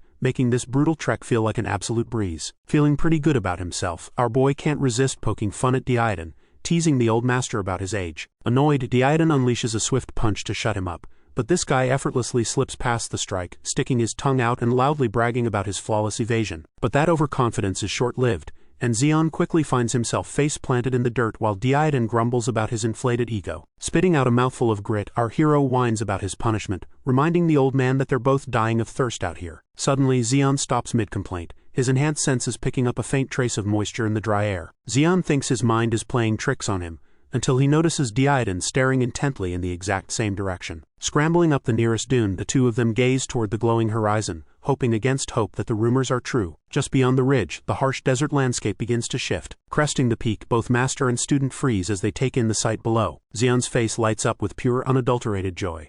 It's not a mirage. Nestled right in the middle of the scorching sands is a massive, crystal-clear oasis. Without a second thought, bro practically surfs down the slope, desperate for his first drink of water in days. Diadon just clicks his tongue, watching his reckless apprentice charge ahead without checking for danger. Ignoring any potential threats, Zeon sprints the final stretch, completely consumed by the promise of hydration. Plunging face first into the oasis, Zeon finally gets a taste of heaven. The cool liquid soaks into his battered body, washing away the brutal desert heat. Our boy just lies there at the edge of the pool, letting the freezing relief seep into his bones after days of 50-degree torture. But mid-celebration, his eyes snap wide open beneath the surface. Deep in the murky depths, a strange warm light pulses like a beacon. Staring into the glow, a heavy wave of unnatural exhaustion suddenly washes over him. A furious scream shatters the hypnotic trance, ordering the idiot to wake up. Diadon comes sprinting down the sand dune like an absolute madman, panic written all over his face. Still dipping his face in the water, our boy ignores all the shout by Diadon. He has no idea that a colossal, terrifying anglerfish beast is lurking just inches beneath him, using that warm light as bait. Before the jaws can snap shut, a heavy gauntlet violently yanks his collar. Massive waves erupt as the monstrous predator lunges forward, missing its prey by a hair thanks to the swordsman's quick reflexes. Thrown clear of the strike zone, bro hits the sand, completely horrified by the nightmare that almost swallowed him whole. Without missing a beat,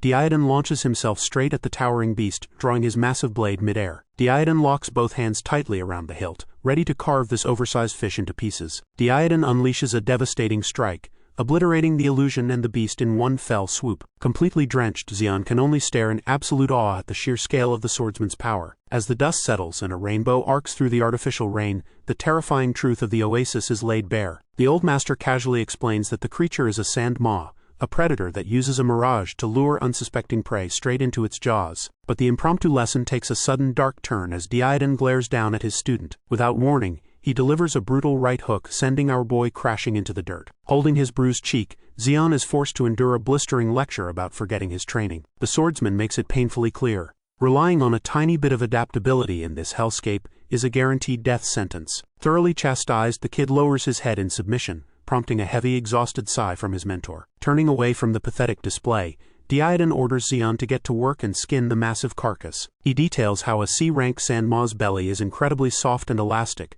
making it the perfect material to craft a protective robe. Missing the point entirely, our hero innocently asks if the old man needs a new outfit, pushing Diadon's patience past its absolute limit. Grabbing the boy by the collar, the master explodes, screaming that the robe is for Zeon and questioning if someone cast a corrosion spell on his brain. With his eardrums practically bleeding from the sheer volume of the rant, Zeon manages a weak, awkward apology. Calming down slightly, Diadon gestures to the massive corpse, noting that despite its monstrous mutations, the beast shares a striking resemblance to the fish of old Earth. Diadon casually mentions that this colossal desert monster is actually just a fish. Zeon's brain short-circuits trying to process that absurd piece of trivia. Without missing a beat, Zeon plunges his dagger straight into the beast's thick hide, while he mutters about how terrifying fish really are. Watching the eccentric swordsman gleefully hack away while joking about giving the dead beast a back scratch is just too much for our hero, who frantically screams at him to stop so he can handle the butchering himself. Standing before the massive carcass, our boy quickly realizes standard tools aren't going to pierce that armor. Gripping the hilt with both hands, he focuses his energy, determined to make this work. By infusing raw mana directly into the metal, he drastically sharpens its cutting power. He carefully carves down a piece of the monster's fin, shaping it into a makeshift needle. Pulling a tough tendon from the flesh, he threads it perfectly to use as heavy-duty stitching wire. For a second, a spark of pure inspiration lights up his eyes as the plan comes together. But reality hits hard.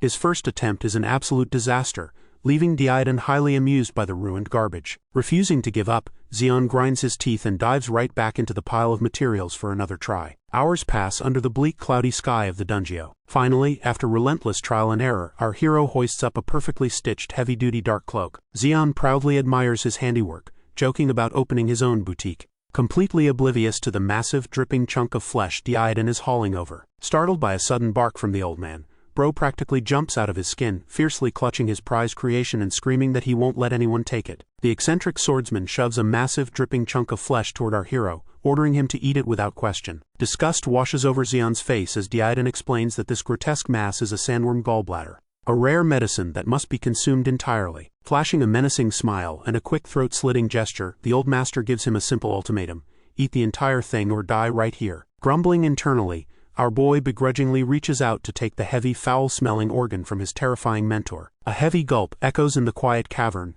as he braces himself for the worst culinary experience of his life. Choosing a bitter meal over a brutal beating, Zeon chomps down aggressively on the fleshy mass. But as he chews, a wave of sheer confusion replaces his initial revulsion. Instead of a dense meal, the texture is completely bizarre. Light as a cloud, melting away instantly without filling his stomach at all. Relieved by the strange consistency, he quickly polishes off the last bite, completely unaware of what's coming next. Sitting calmly by the fire, Zeon casually drops a terrifying warning: it's time for his student to burn to death. Before Zeon can even process the threat, a searing, fiery pattern erupts right across his chest. Agonizing screams tear from his throat as thick smoke begins pouring directly off his skin. Clutching his neck in sheer panic, he realizes this isn't just normal heat. Something inside him is boiling alive. Zeon's entire mana circuit goes completely berserk, radiating a blinding red glow as he feels like a miniature sun is trying to tear its way out of his stomach. While Zeon screams his lungs out, Zeon just sits there, coldly telling him to endure the agony. Instead of helping, the old man stares into the fire,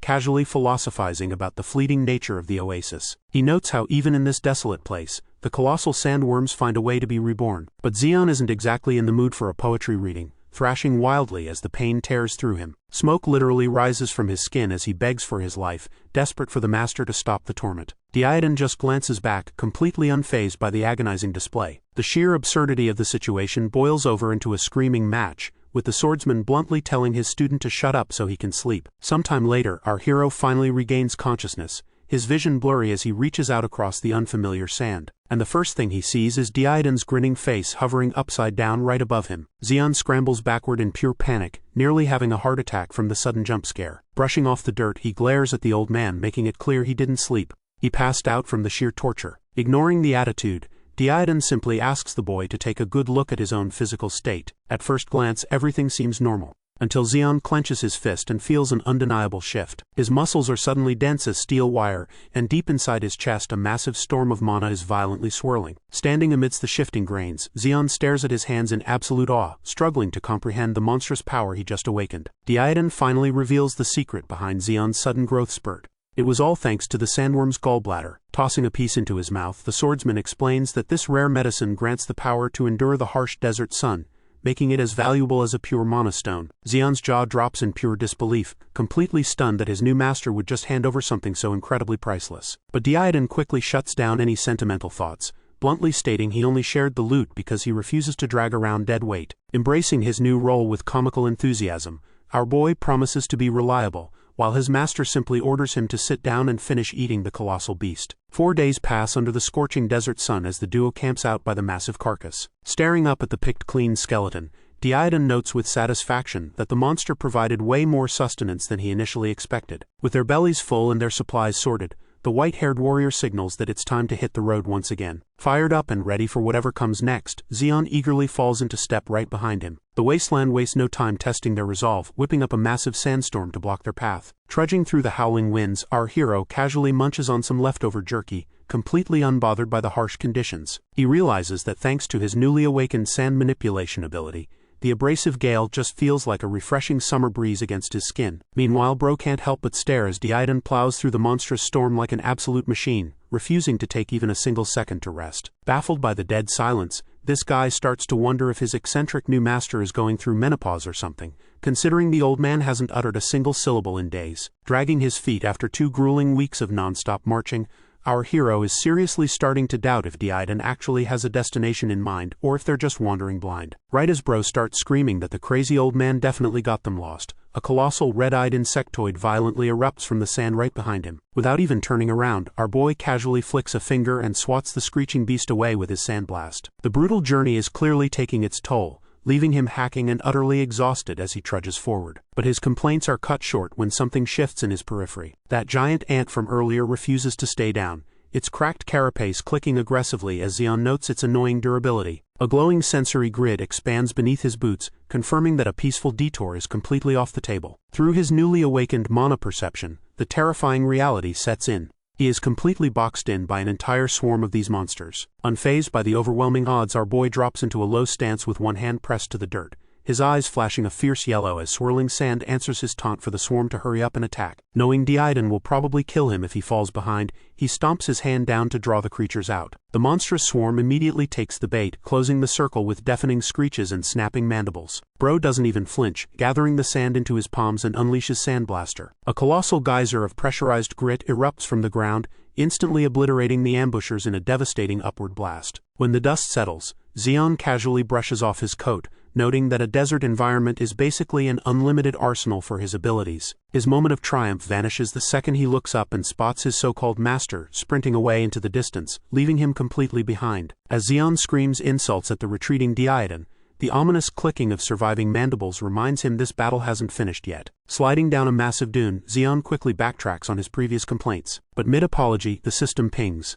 His newly awakened mana detection flares within a 10-meter radius. Ever since surviving the Crimson Drake, our boy has kept his senses dialed to the absolute max. Yet the signature creeping up on him right now doesn't feel like a normal monster. A colossal, terrifying presence looms over the desert, radiating pure dread instead of standard magic. In a flash, the dunes erupt as a monstrous swarm of giant black ants breaches the surface. Scrambling backward, Zeon is completely baffled by the sheer size of this subterranean army. Panic sets in, and he immediately screams out for Deiden to step in. The eccentric swordsman just sits there on a distant rock, completely unbothered by the chaos. Gritting his teeth, our hero realizes he can't keep crying out for a savior every time things get rough. Connecting the dots, he figures the old man definitely sensed this swarm, meaning this is a deliberate, twisted training exercise. A crazed, confident smirk spreads across his face as he declares that a bug is still just a bug no matter the numbers. Without hesitation, he launches himself straight into the heart of the swarm. Adrenaline pumping, Bro charges forward, ready to test his limits. Before Zeon can even land a strike, a massive ant intercepts his path, catching him completely off guard. Zeon instantly regrets his confidence as he's sent tumbling backward over one of the massive beasts. Upside down and flailing, our boy screams at the swarm for ganging up on him like cowards. But his complaints fall on deaf ears as he plummets straight into a sea of clicking mandibles. A massive explosion of sand and light erupts from the impact zone. Dust chokes the cavern while the terrifying sound of countless crawling legs echoes through the dark. Using his sand manipulation, Zeon launches himself skyward on a floating slab of rock. Looking down, the sheer scale of the nightmare hits him. The entire desert is crawling with them. Gritting his teeth, our hero formulates a desperate plan to gain altitude, banking on the fact that ants can't fly. Before he can even finish the thought, a brutal impact cuts him off. One of the giant insects leaps with terrifying leg strength, intercepting him mid-air. Shock drains the color from his face as he realizes his aerial escape route is completely useless. Screeching aggressively, the monstrous beast slams into him with full force. Knocked off his makeshift platform, Bro is sent plummeting back down into the abyss. He takes a devastating blow on the way down, blood splattering as the impact shatters his defenses. Crashing into the dirt, Zeon coughs up blood, completely surrounded by an endless horde of monsters with nowhere left to run. Zeon freezes, his blood-stained face tilting upward as a massive presence registers. Deiden sits there like an immovable mountain, watching our boy with crossed arms. A manic, blood-soaked grin stretches across Zeon's face. With a monstrous ant looming right behind him, Our hero vows to show the old man exactly how he plans to survive. The swordsman doesn't flinch as the earth erupts around him, clearly amused by the kid's sheer audacity. He knows Zeon's sand manipulation is a rare gift in this ruined world, one that could easily buy a comfortable life. But Diadon sees the trap in that comfort. A dead end for true potential. Looking out over the desolate landscape, the old man despises the modern system, believing true awakened must forge their own skills. To him, the current academies are nothing more than factories churning out standardized weak-willed clones. Seating calmly, Diadon recalls the day he can't forget in his whole life. Exactly a century ago, the world as they knew it was completely obliterated by an apocalyptic tragedy. In that horrific vision, he watches helplessly as countless innocent lives are snuffed out in the flames. Absolute devastation spared no one, taking his colleagues, his friends, and his entire family. Heartbreak echoes through his words as he recalls reaching out for his daughter, utterly powerless to save her. Snapping back to the present, Diadon looks at Zeon, a kid who refuses to be helpless, standing defiant against a swarm of monsters. Diadon's philosophy is simple. Push past the limits of mortality and true power will follow. The eccentric swordsman watches with a feral grin, waiting to see the results of this brutal trial. And our boy is rising to the occasion, summoning a massive vortex of sand that threatens to swallow the entire battlefield. A manic energy takes over Zeon's face as he taunts the swarm, fully embracing the chaos. Unfazed by the display, the insectoid monsters continue their relentless advance. Compressing the desert around him,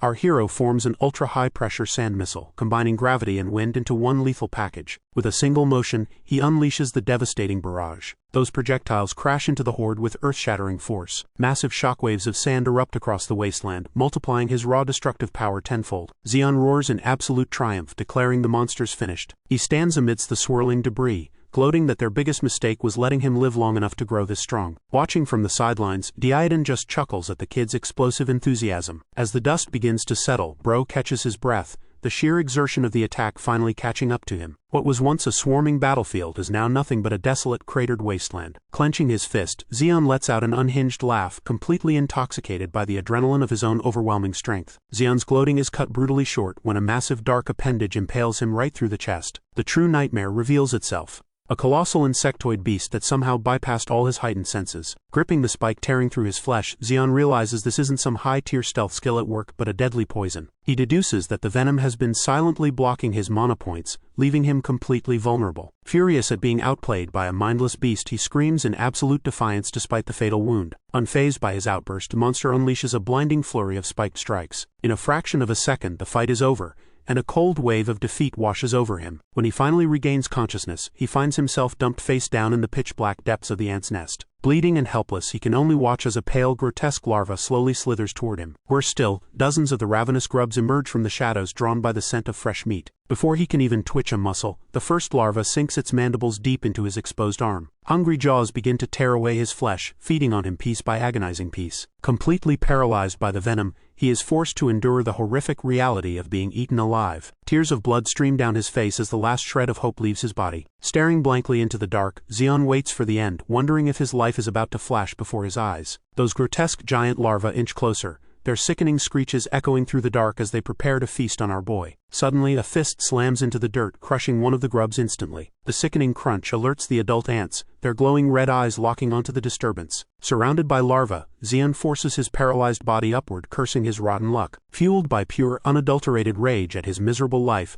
our hero refuses to let this be his end. As he screams at the monstrous swarm, the mysterious geometric markings on his arm ignite with blinding light. A colossal shockwave of sand started to gather, violently blasting the larva away. Even the massive adult ants stagger back, completely caught off guard by the sudden eruption. That sheer kinetic force tosses the giant insects through the air like absolute ragdolls. Jagged chunks of the cavern floor are ripped upward, tearing the environment to shreds. As the swirling dust clears, our boy stands dead center in a massive smoking crater, completely unfazed by the apocalyptic devastation around him. Staring at his trembling hands, he realizes the impossible. His rank just jumped, his stigma is gone, and his core is overflowing with boundless mana. Two brilliant lines now pulse across his skin, leaving him wondering if his very biology just evolved. This isn't just a minor upgrade. The raw power coursing through his veins makes his old F-rank self look like a joke. But even with this monstrous new strength, a chilling realization suddenly hits Zeon. Zeon freezes in his tracks, staring up at the colossal beast without a single scratch on its rocky shell. Before our hero can even process the impossible defense, the monster lunges forward and sends him skidding across the dirt. Gritting his teeth, our boy barely dodges the attack and unleashed a barrage of sand missile, realizing this creature's raw strength is completely off the charts. This thing's impenetrable armor absorbs every impact like it's absolutely nothing. Dropping to his hands and knees,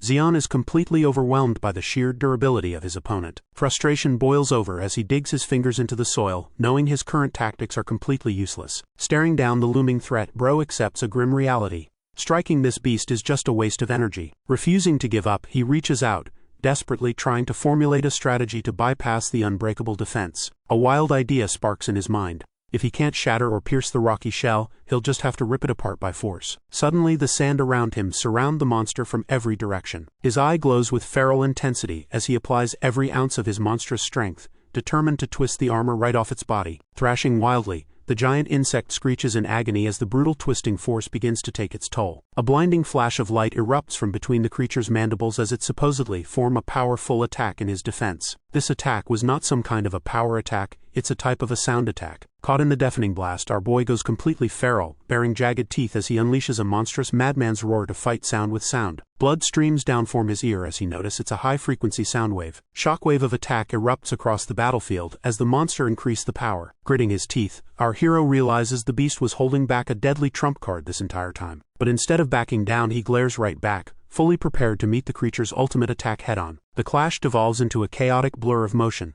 with both combatants throwing everything they have into one final desperate strike. Every shockwave threatens to tear the cavern apart as they trade devastating earth-shattering blows. Screaming through the immense pain, Zeon unleashes every last ounce of his remaining strength to tear the monster apart. Then the explosive light fades, leaving our boy drifting through a dark void as gravity finally reclaims him. Consciousness slowly returns, bringing with it the agonizing realization that his muscles are completely unresponsive. Reaching a trembling hand upward, he curses the physical limits that have finally caught up to him. Frustration washes over him as his exhausted limbs give out entirely, sending him plummeting backward. Before he can hit the ground, a familiar armored arm catches him mid-fall, accompanied by a blunt insult about his frailty. Diadon looks down at his battered pupil with an amused smirk, playfully scolding the kid for trying to take a nap in a dungeon. A weak, relieved smile creeps across Zeon's blood-stained face as he recognizes the eccentric old swordsman. Even half dead, Zeon manages to crack a joke about leaving the final blow to his master, earning a hearty laugh and a rare shred of genuine praise from Diadon. Diadon stands over the slain C-rank Queen Ant, praising Zeon for fighting back in the face of certain death. But our hero can only offer a weak smile, revealing that the brutal battle completely destroyed his eardrums. Annoyed by the inconvenience,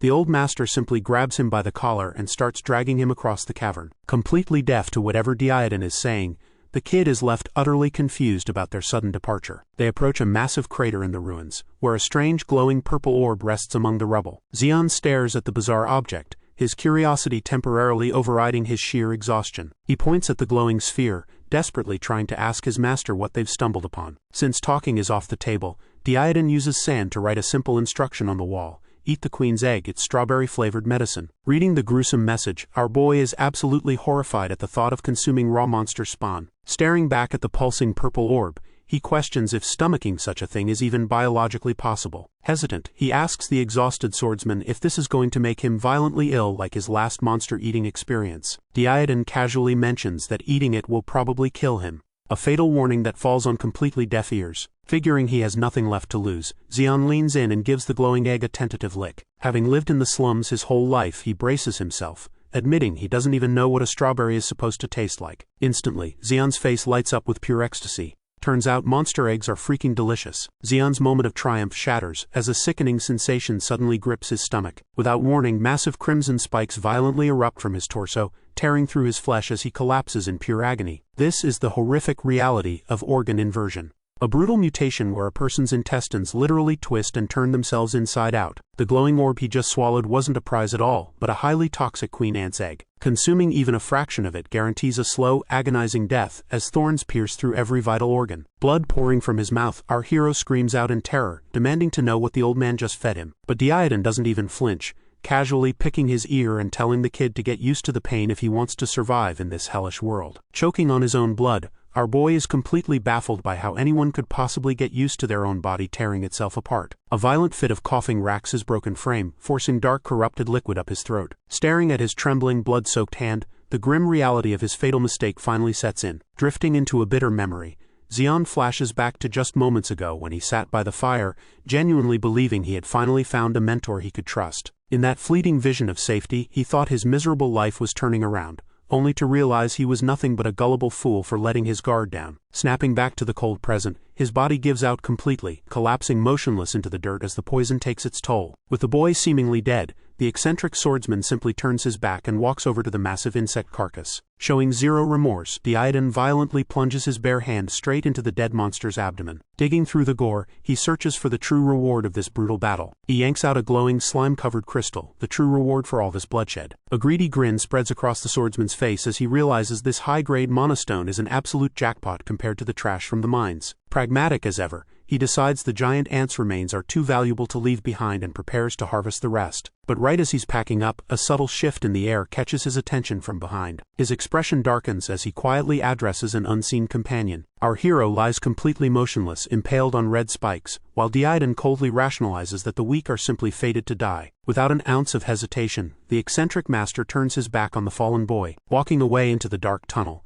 Zeon mutters that they are running out of time, seemingly leaving Zeon to his grim fate. The world blurs back into focus as Zeon's consciousness slowly returns, his mind struggling to comprehend how he's even still breathing. Suddenly, Zeon's grinning face fills his vision, mercilessly mocking the battered kid for taking a dirt nap. An explosive shockwave of dust and debris violently interrupts the one-sided conversation. Standing amidst the settling cloud, the veteran swordsman looks thoroughly annoyed that his dramatic moment was ruined. Zeon fires back a sarcastic remark, catching the older man completely off guard. Refusing to stay down, Zeon unleashes a vicious barrage of glowing projectiles straight at his so-called savior. Zeon doesn't even flinch as the barrage flies right past him, casually telling Zeon to knock it off. But the young awakened isn't listening, his voice trembling with rage as he demands an explanation. Another massive sand attack erupts as he screams out, asking why his mentor just tried to murder him. Raw fury completely takes over, tearing through the cavern with pure destructive force. With his eyes glowing a blinding white, our boy declares that he will never forgive this betrayal. He unleashes everything he has left, bringing the very ceiling of the dungeon crashing down. Tons of jagged stone plummet toward the ground in a desperate earth-shattering strike. And with the absolute full force, Zeon delivered a devastating strike. Gasping for air, Bro struggles to stay on his feet, completely drained from the massive output of mana. Our hero tries to press the issue again,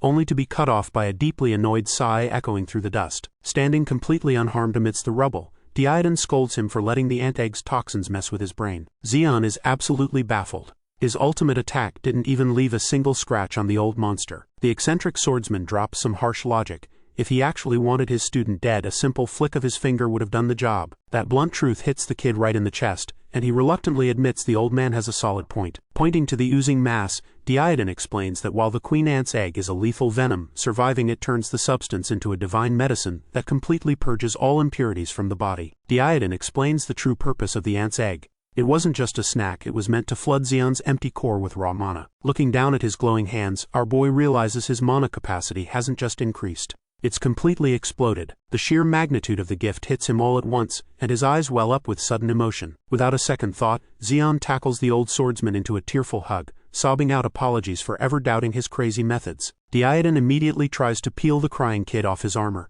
but Zeon is too busy celebrating the fact that his shattered eardrums are fully healed. The legendary warrior grumbles about grown men crying like babies, demanding his personal space back. But beneath the annoyance, Zeon quietly acknowledges the truth to himself. While Zeon wipes his face, thinking he's successfully buttered up his terrifying mentor, the older man's thoughts are far colder. He knows it was a massive gamble on a weak kid, and if Zeon doesn't get strong fast, he'll be completely useless for what's coming. Suddenly, Zeon scoops our hero up under his arm like a sack of potatoes, cheerfully telling him not to forgive him just yet. Zeon's brief moment of relief evaporates instantly as panic sets back in. A massive menacing grin spreads across the old man's face. Pointing straight up toward the cave ceiling, Zeon casually mentions that they're short on time and need to make a quick exit. Every instinct in Zeon's body screams that this is going to hurt. Meanwhile, far above the subterranean chaos, two scorpions rest quietly on the vast desert surface. A massive pillar of force violently erupts from beneath the desert sands, shattering the quiet landscape. The eccentric swordsman, Zeon,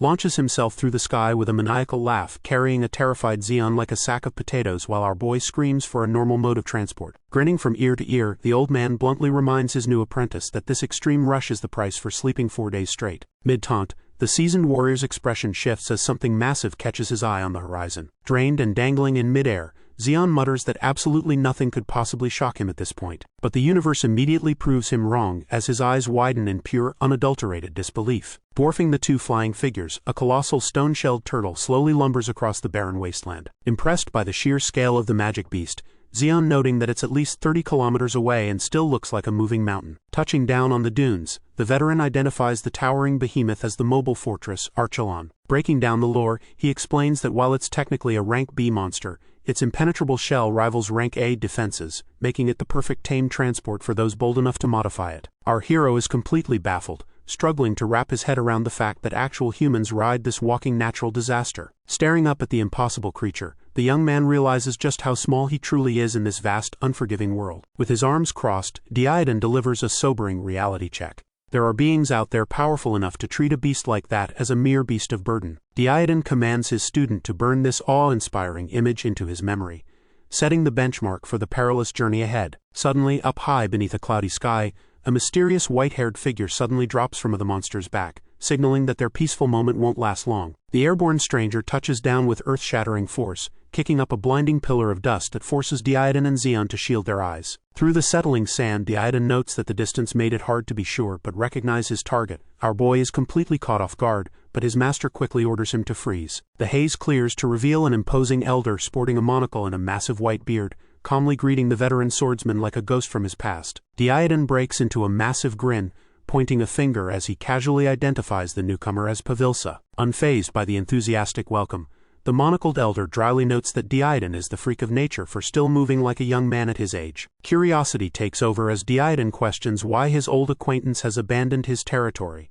prompting Pavilsa to admit he's dodging a scavenger infestation. Mockery immediately follows, with the swordsman laughing at the idea of running from mere scavengers, only to be sharply called an ignorant brute in return. Caught in the middle of this clash of titans, our boy can only sweat, wondering how these ancient geezers possess such terrifying auras. Deciding he's had enough of the banter, Pavilsa turns away and lets out a piercing whistle that echoes across the wasteland. A massive shadow falls over them, leaving Zeon completely speechless at the sheer scale of what just emerged from the dust. Before them stands the colossal Archelon, a living fortress that Pavilsa commands them to board without delay. Feeling entirely out of his depth, the young apprentice shrinks into his cloak, trying to make himself as small as possible. Staring up into the creature's massive, unblinking eye, he makes a firm mental note to keep his mouth shut and stay out of trouble. But his attempt at stealth fails when the monocled elder finally spots him, curiously asking if the kid is some kind of subordinate. Instead of a proper introduction, Diadon hoists his student up by the scruff of his neck, jokingly claiming he picked up some trash to help the environment. Chuckling as he scales the rope ladder,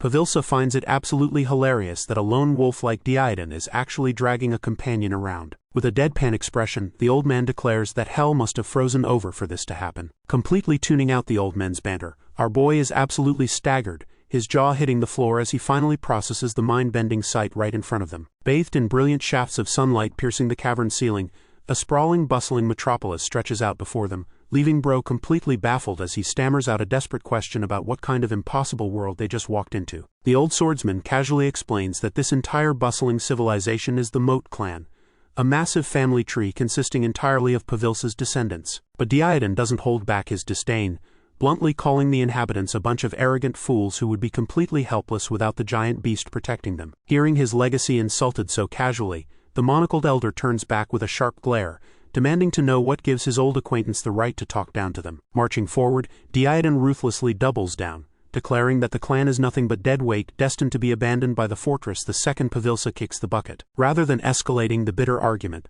the clan leader simply falls silent, deciding to shelve the grim reality check for another time. Relocating to a private ornate room to conduct their actual business, Pavilsa finally asks to inspect the merchandise they came to trade. With a confident smirk, Diadon raises his hand, conjuring a swirling black vortex of subspace magic right at his back. A massive glittering hoard of gold, rare weapons and monstrous skulls immediately pours out, forming a mountain of flawless loot. Staring at the sheer volume of wealth, our hero nervously asks just how many lives his master had to end for this, only for Diadon to morbidly joke that the kid's skull might be next. Trying to ignore the death threat, the young apprentice shifts the topic, genuinely curious if the old brute is actually a mage to be pulling items out of thin air. Absolutely baffled by the question, Diadon loudly mocks his student for being too ignorant to recognize basic subspace storage while the appraiser quietly begins inspecting the gems. Refusing to just take the insult, Zeon snaps back, sparking another loud petty screaming match right over the glowing artifacts. Completely ignoring their bickering, the monocled elder closely examines a radiant stone, deeply impressed by the flawless top-tier quality of the entire haul. Cutting straight through the praise, Diadon leans forward with a serious glint in his eye, demanding to know exactly what this mountain of treasure is going to buy him. Pavilsa cautiously suggests paying in mana crystals, but the moment Deidan's hand drops to his hilt, the sweating elder quickly backpedals and waves it off as a joke. Realizing his usual currency won't cut it, the clan leader looks up and seriously asks what kind of payment the brute actually desires. Taking a relaxed stance with a steaming cup, Deidan casually demands a custom breastplate forged from the corpse of the Wolf-Ant Queen. Swirling the dark liquid in his glass, the veteran warrior prepares to add another hefty demand to the tab. He casually requests a subspace artifact as well, leaving our hero sweating nervously beside him at the sheer audacity of the order. Picking his ear in utter skepticism, Pavilsa points out the obvious flaw in the request, noting that the master already has endless storage and absolutely no need for armor. A massive hand suddenly clamps down on Zeon as Deidan bluntly states the gear isn't for him. Yanking the fabric right over the kid's face mid-sip, the old brute declares that his foolish student will be the one wearing the items. Behind his glass lens, the appraiser's eye goes wide in sheer astonishment at this completely uncharacteristic display of generosity. Staring at the Zeon, Pavilsa silently deduces that our boy must be incredibly valuable if a monster like Deidan is actually looking out for him. Making his decision, the clan leader turns his back to the pair and barks an order toward a massive set of double doors, calling out for someone named Kaylee. Heavy stone grinds against the floor as the ornate entrance slowly begins to swing open in response. Our hero looks up, his eyes widening in absolute awe as a new figure steps into the room. Thigh-high boots and a utility belt packed with glowing vials step through the threshold as a feminine voice answers the summons. The newcomer casually addresses the imposing elder as Grandpa, but our boy Zeon is completely distracted, instantly stunned by just how gorgeous she is. Looking down at his granddaughter, Pavilsa inquires about a specific subspace bracelet she previously crafted. Holding up a finger, Kaylee clarifies that she actually made a gauntlet, keeping it safely tucked away due to its flawless enchantment. The clan leader immediately orders her to hand the precious item over to the boy, leaving the young enchanter completely outraged at the demand. Leaning back with a booming laugh, Deidan is highly amused to see the little girl has grown into her profession, though his sheer presence clearly terrifies her. The old brute openly praises her skills, noting that an enchanter is a remarkably rare and useful class even in Neo Soul. Sensing her hesitation, Pavilsa places a firm hand on her arm, silently insisting that she follow his instructions. He dismisses her from the tense room, instructing her to fetch the gauntlet and relay a message to someone named Noel for the breastplate. Begrudgingly accepting the order, she snaps at our hero to follow her, a command he eagerly obeys with a massive grin. The two of them step out into the sunlit streets of the cavern city, leaving the heavy atmosphere of the negotiation room behind. Glancing over her shoulder, the young woman can't help but ask how on earth he ended up traveling with a monster like that. Scratching his cheek awkwardly, our boy tries to play it cool, claiming he just ran into the geezer by chance and got roped into tagging along. That casual answer only makes her grab him by the shoulders and scream in his face, utterly baffled that he's managed to survive being dragged around by such a beast. Staring into her panicked eyes, a sudden realization dawns on Zeon. Even as she stands there sweating in the street, his mind flashes to a terrifying vision of his master brutally tearing enemies apart barehanded, confirming that this poor girl suffers from the exact same PTSD he does. As she screams a desperate warning that the old man is a literal monster in human skin, our boy just silently agrees, because nobody on Earth knows that horrifying truth better than him. Our hero stares up at the massive ornate stone doors blocking their path, asking if they've finally reached their destination. With a bright, prideful smile, the young enchanter eagerly confirms that this is indeed her domain. As the heavy doors swing open, she warns him to brace himself, boasting that he is about to witness a sight unlike anything he has ever seen in his life. The sheer scale of what lies beyond the threshold instantly leaves our boy completely speechless. Overwhelmed by the massive hoard of magical gear, he stammers out a question, prompting her to proudly declare that every single piece here is an absolute masterpiece forged by her own hands. She immediately shoves a dark strapped gauntlet right into his face, passionately geeking out over its adamantium frame and incredible auto-repair capabilities. That last feature makes Zeon's eyes practically sparkle as he realizes the gear can literally mend its own damage. Eagerly confirming his theory, she adds that it also holds a fire attribute that could turn the weapon into an unimaginable monster if paired with the right core. Zeon hesitates, asking if it's really okay for him to take something so valuable, while she reluctantly hugs the gauntlet to her chest, bound to hand it over only by her grandfather's strict orders. Adding a final warning that the item slot is strictly permanent, she watches our hero drool and reach out to claim his shiny new prize. But when he tries to pull the weapon away, the stubborn enchanter absolutely refuses to loosen her grip. A ridiculous tug-of-war breaks out right in the middle of the room as both of them lean back, desperately fighting for control of the masterpiece. This petty struggle quickly devolves into a full-blown screaming match, neither willing to surrender a single inch. Furious, she screams that she refuses to hand her precious child over to a nobody, but her grip finally slips, sending Zeon tumbling backward with the prize in hand. Clutching his new prize high in the air, our boy laughs like an absolute villain, shamelessly gloating that her precious masterpiece belongs to him now. However, before Bro can fully bask in his petty victory, a monstrous earth-shattering tremor violently shakes the entire workshop, instantly freezing both of them in their tracks as they stare up at the ceiling in pure shock. Completely misreading the room, Zeon awkwardly offers to return the stolen gauntlet, only for a terrified Kaylee to scream that her panic has absolutely nothing to do with his new toy. Her eyes wide with sheer terror, the young enchanter recognizes the deafening rumble as a warning cry from the Archelon, signaling the arrival of a very specific deadly enemy. As another explosive crash rocks the building, our boy braces himself against the shockwave, frantically demanding to know who exactly is attacking them. The young blacksmith is too paralyzed by dread to even answer, helplessly watching the ceiling as the relentless grinding tremors threaten to bring the whole structure down around them. Meanwhile, back in the ornate VIP lounge, Diadon and Pavilsa casually observe the crumbling ceiling as the violent shaking finally reaches their location. Unfazed by the crumbling architecture, the old man simply clicks his tongue, recognizing the disturbance and muttering about their attacker's sheer persistence. Outside the city walls, a ruthless pack of cloaked scavengers charges blindly through a massive dust storm, launching a full-scale high-speed assault on the giant turtle fortress. As they desperately dash up the stairs, our boy screams in pure disbelief at the word scavengers. He needs to know exactly what kind of lunatics would launch a full-scale assault on a giant monster. Kaylee explained that they are the infamous Black Shark Clan, a ruthless syndicate led by a D-rank awakener and packed with elite killers. She warns him that these aren't just ordinary thieves looking for loot.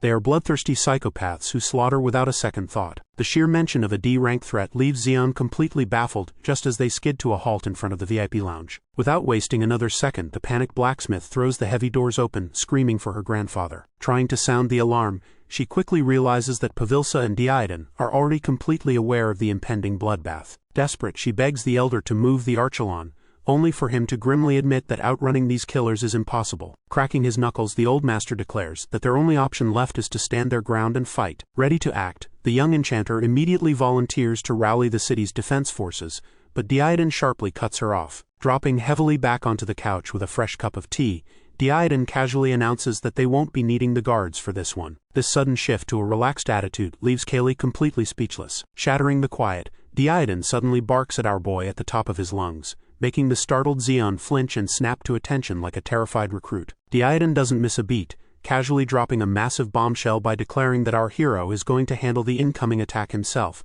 leaving the poor kid pointing at his own chest in absolute wide-eyed disbelief. Diadon screams at our boy to earn his expensive new treasure and pay off his debt, while Zeon absolutely loses his mind over being expected to solo a D-rank monster. Flailing in absolute panic, Bro screams back at his master in utter disbelief, completely baffled as to how he's supposed to survive this sudden death sentence. Cutting right through the hysterical meltdown, Diadon leans in with a smug smirk and flat-out asks if this guy is actually scared. That single question strikes a nerve, leaving Zeon wide-eyed and speechless. We cut to a desolate, wind-swept wasteland, and our hero is standing right in the middle of it. Frustration boils over as he curses his own stupidity, the howling wind drowning out his complaints. The elder's sharp words had played him perfectly, manipulating his pride to get him out here. Zeon forces himself to breathe, knowing he doesn't have the luxury of throwing a tantrum. He lets out a long, slow exhale, letting the anger wash away as pure focus takes over. He calculates that he only has 5 minutes before the real enemy forces arrive. Slipping on the enchanted gauntlet Kaylee made for him, his mind races to formulate a strategy against a superior awakener. His left eye flares with a brilliant golden light, determination hardening his features as he prepares to punch above his weight class. Meanwhile, high above the swirling dust, Diadon crosses his arms while the old man questions the wisdom of this brutal test. Standing atop the massive stone beast, the old man points out that leaving an E-rank kid to face a bloodthirsty clan alone is practically a death sentence. With a harsh tone, Diadon states plainly that if the apprentice fails here, there won't be a rescue mission. Pavilsa watches the chaos calmly, silently acknowledging that even a tiger cub can be torn apart by wild dogs if it never learns to bite back. Still, with a sharp glint in his eye, the elder waits to see if this little cub is finally ready to bare his fangs and unleash hell. Breaking the silence, Pavilsa's voice echoes down from the high ledge, catching our hero completely off guard. Cupping his hands, the old man delivers one final, emphatic piece of advice before the chaos begins. Down below, Zeon hangs onto every blurred word, absorbing a secret that could mean the difference between life and death. Tearing through the thick dust clouds, a squad of ruthless black shark riders finally intercepts them, already casually debating which of their victims they should capture and sell off for profit. Captain Gawain wastes no time, roaring a bloodthirsty command to butcher the group and feed them to the beasts. Driven by pure malice, the masked riders spur their mounts into a frenzied high-speed sprint. Battle cries pierce the howling wind as the fanatical scavengers hype themselves up for a slaughter. Blinded by bloodlust, the entire raiding party gallops straight toward the colossal dormant rock creature. But the assault comes to a violent, abrupt halt as the captain is suddenly thrown forward off his mount. Without warning, the solid ground beneath them gives way, plunging a rider into a massive swirling sinkhole. The captain's bloodthirsty rage instantly evaporates into sheer panic as he witnesses the impossible. A colossal fissure tears through the desert floor, swallowing the charging cavalry whole, as desperate screams to retreat echo from the depths. The devastation is absolute, the shifting sands burying the attackers before they can even draw their blades. Sprawled in the dirt, Captain realizes the sand itself is moving against them just as a girl rushes over to check on his condition. Panic instantly morphs into rage as the bandaged captain screams at his red-masked subordinate, accusing her of missing a colossal trap while she frantically swears the area was clear. But before she can even finish her defense, Zeon materializes out of thin air and locks her in a deadly grip. A chill runs down the masked woman's spine as a single glowing eye pierces the shadows right beside her ear. The captain loses his mind, roaring at the intruder to take his hands off his subordinate. His warning comes too late. A colossal spike of solid rock erupts from the earth, violently impaling Clang. Gawain freezes mid-lunge, his face draining of color as a gruesome shower of crimson rains down on the sand. Behind the horrific display, our boy stands completely unfazed, letting the carnage speak for itself. Wiping the splatter from his cheek, Zeon locks eyes with the captain and coldly calls for his next victim. Driven by explosive rage, another attacker flashes to Zeon's blind spot, bringing down a glowing red blade. At the last possible second, Zeon slips away, leaving the devastating strike to carve nothing but dirt. Not giving our boy a single second to breathe, the attacker unleashes a colossal crimson shockwave that violently rips the earth apart, swallowing the battlefield in a blinding explosion. As the debris clears, the attacker's bloodlust instantly shifts into utter disbelief. Standing perfectly still in the center of the destruction, Zeon hasn't just survived the blast. He completely neutralized it. But the assault is far from over. The bandaged captain roars for his heavy hitter Masamoto as he leaps high into the air to strike our hero from above. Suspended mid-air, the scavenger realizes his fatal mistake as a massive pillar of rock surges upward to impale him. Dropping from the sky to capitalize on the trap, Masamoto brings his glowing red blade crashing down with devastating force. Furious at being outplayed, Gawain lunges forward with a desperate punch, screaming at Zeon for using cheap tricks. The impact triggers a massive explosion of earth, completely swallowing the battlefield in a blinding dust cloud. As the debris settles, the captain freezes in horror. His striking arm is completely immobilized by a swirling vortex of sand. Thrashing against the earthen snare, Gawain furiously demands to know how long our hero has been hiding these petty illusions. Refusing to be held down, the enraged scavenger shatters the trap, channeling a blinding red aura into his fist for a brutal counterattack. Realizing they are dealing with a manipulator, the remaining clan members coordinate a deadly pincer strike to crush Zeon from both sides. But before the trap can close, Zeon already buries a devastating explosive hook straight into Masamoto. Bloodied but completely unfazed, our boy stares through the settling dust, his glowing white eyes radiating pure menace. The brutal beatdown is suddenly interrupted. He recalls what Pavilsa said.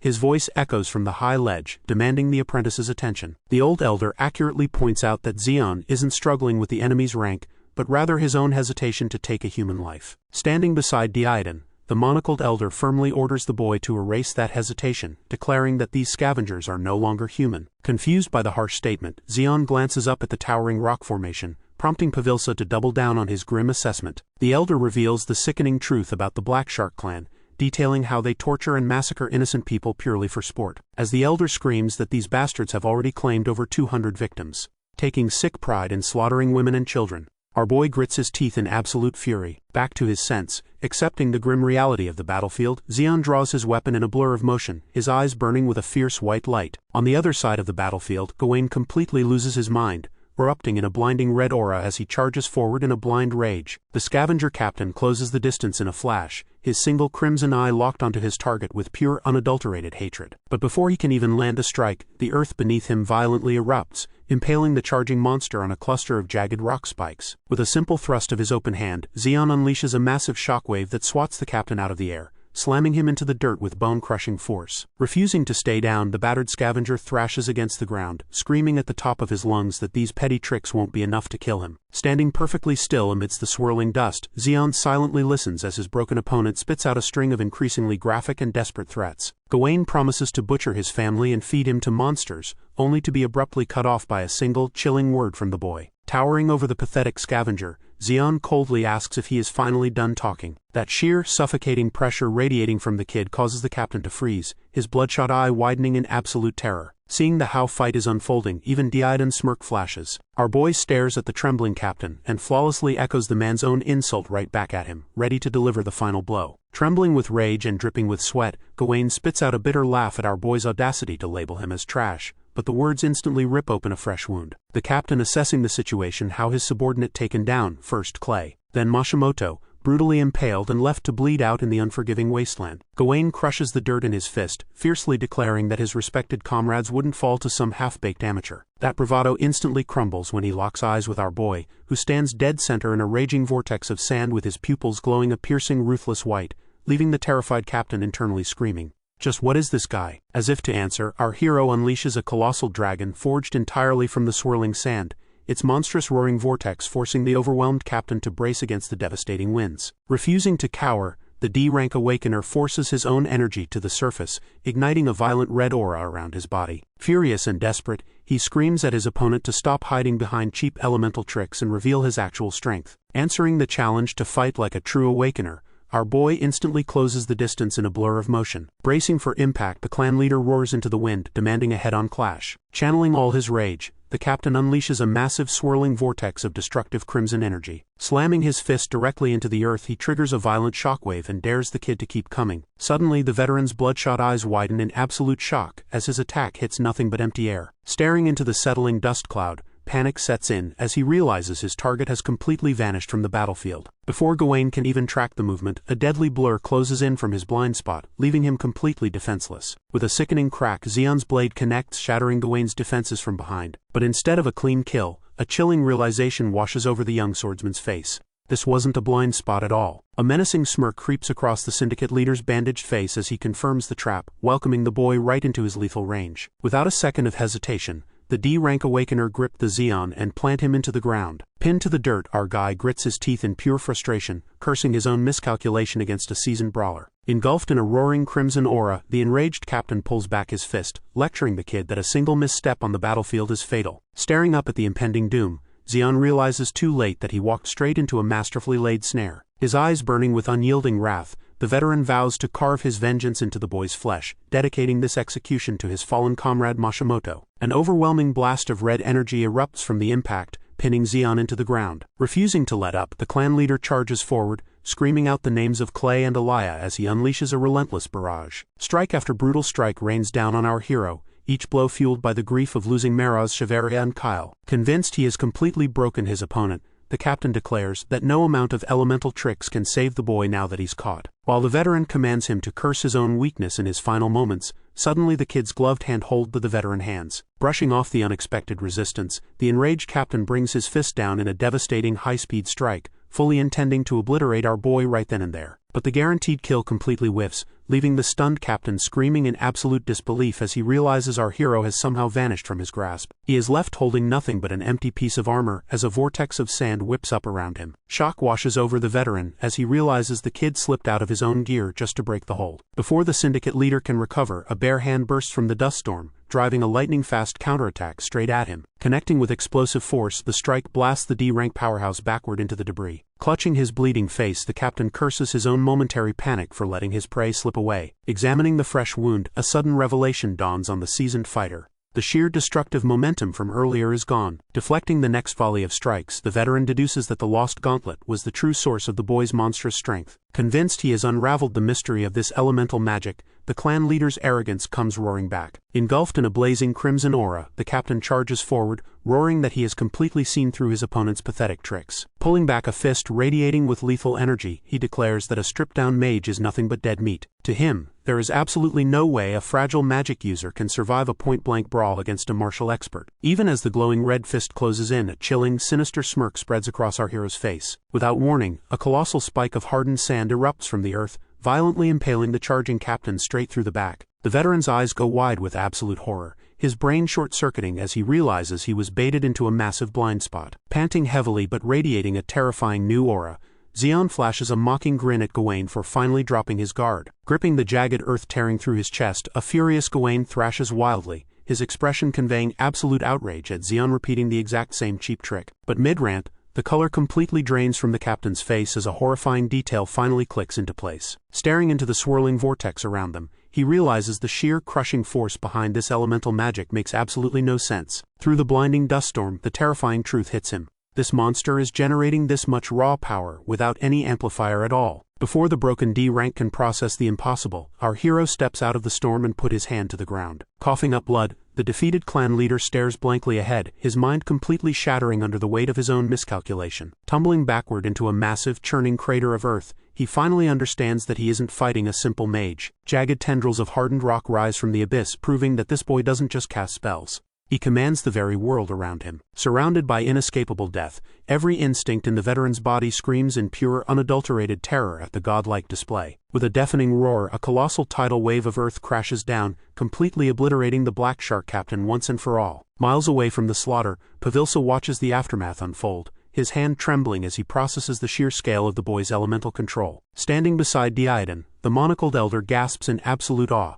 realizing that the young swordsman has turned the entire battlefield into his own personal weapon. Even as he watches the settling dust, Pavilsa's mind flashes to the menacing D rank, acknowledging that a direct clash with such a seasoned killer would have been suicide. He can't stop thinking about the brilliant tactic, deducing out loud that our boy intentionally feigned weakness to bait the arrogant veteran into a fatal opening. It absolutely blows his mind that this guy didn't need decades of grueling combat experience to execute the trap. He just instinctively weaponized the kind of split-second judgment that most veterans die trying to learn. The fact that Bro orchestrated this ruthless, high IQ trap right in the absolute thick of a chaotic bloodbath just proves he's a completely different breed of monster. Shaking off the shock, the monocled elder mutters a heavy confession, openly admitting he was completely wrong to dismiss our hero as a mere tiger cub. Still reeling from the brutal display of power, Pavilsa slowly turns his head to look at his silent cloaked companion. Looking at the veteran swordsman, the old man demands to know where Diadon managed to find a monster capable of such terrifying carnage. Miles away in a barren wasteland, the boy stumbles forward clutching his battered arm. Blood streaks down his face, but he lets out a heavy breath of pure relief. Wiping his mouth with a confident smirk,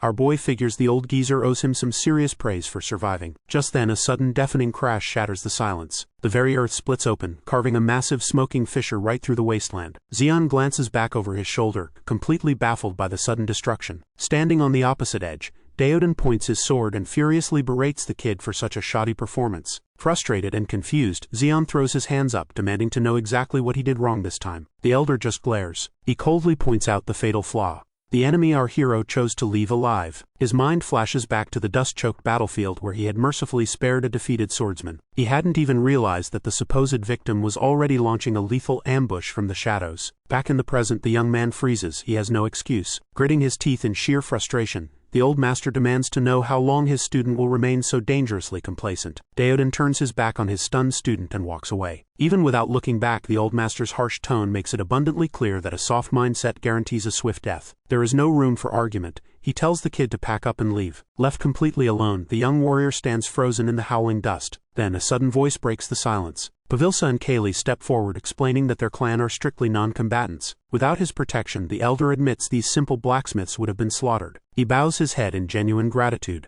Jumping in, Kaylee enthusiastically ruffles the boy's hair, praising his insane solo victory against the mercenary squad. She cheerfully tells him to ignore his master's ridiculously high standards. None of that praise reaches him, though. His golden eyes darken as a heavy realization sets in. Looking out at the wasteland, he finally admits to himself that sparing his enemy was a fatal mistake. Disgust washes over him as he clenches his fist, hating his own naive hope that the threat would just vanish. Even as he walks alongside his new companions, the faces of the killers he spared flash through his mind. A massive, ominous shadow looms over him as the ugly truth about his so-called mercy takes hold. The boy realizes his past hesitation wasn't born of kindness, but of pure cowardly fear. Trudging through the dirt, he recalls Deodan's furious scolding, finally accepting the harsh truth of those lessons. The vision fades as Zeon stares out at the wasteland, understanding that his mentor has watched countless naive fools die first. He tells them the brutal lecture was just a twisted form of protection. A fond smile breaks across his face as he admits that old geezer Deodan is just terrible at showing he cares. They stare at him in absolute disbelief.